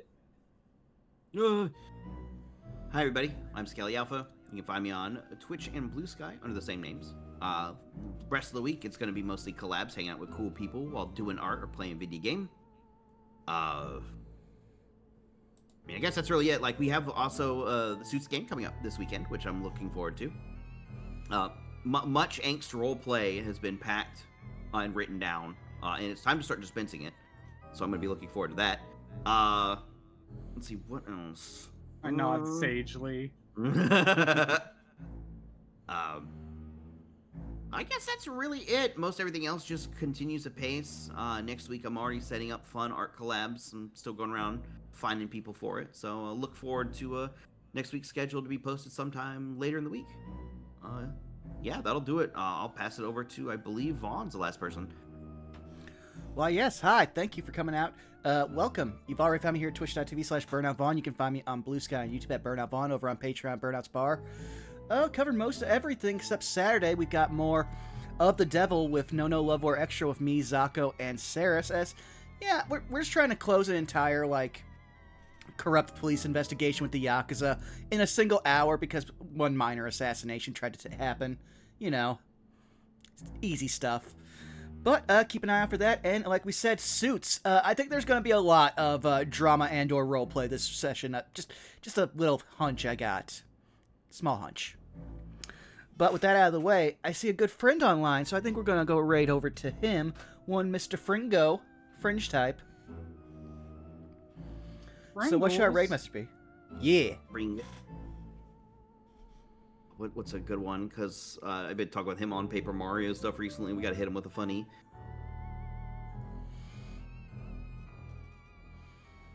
Simian Simian is Slam. pretty good. 14. Simian Yeah, Slam. Pretty good one. Banana Slamma.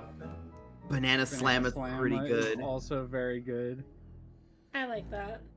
I don't know Yeah. Paper Mario terms, so I can't help with this one. Funny enough, that's a DK, the animated show reference. It's pretty good. It's pretty good. It still fits, though. It still fits. Yeah. Damn, that's a All right. pull.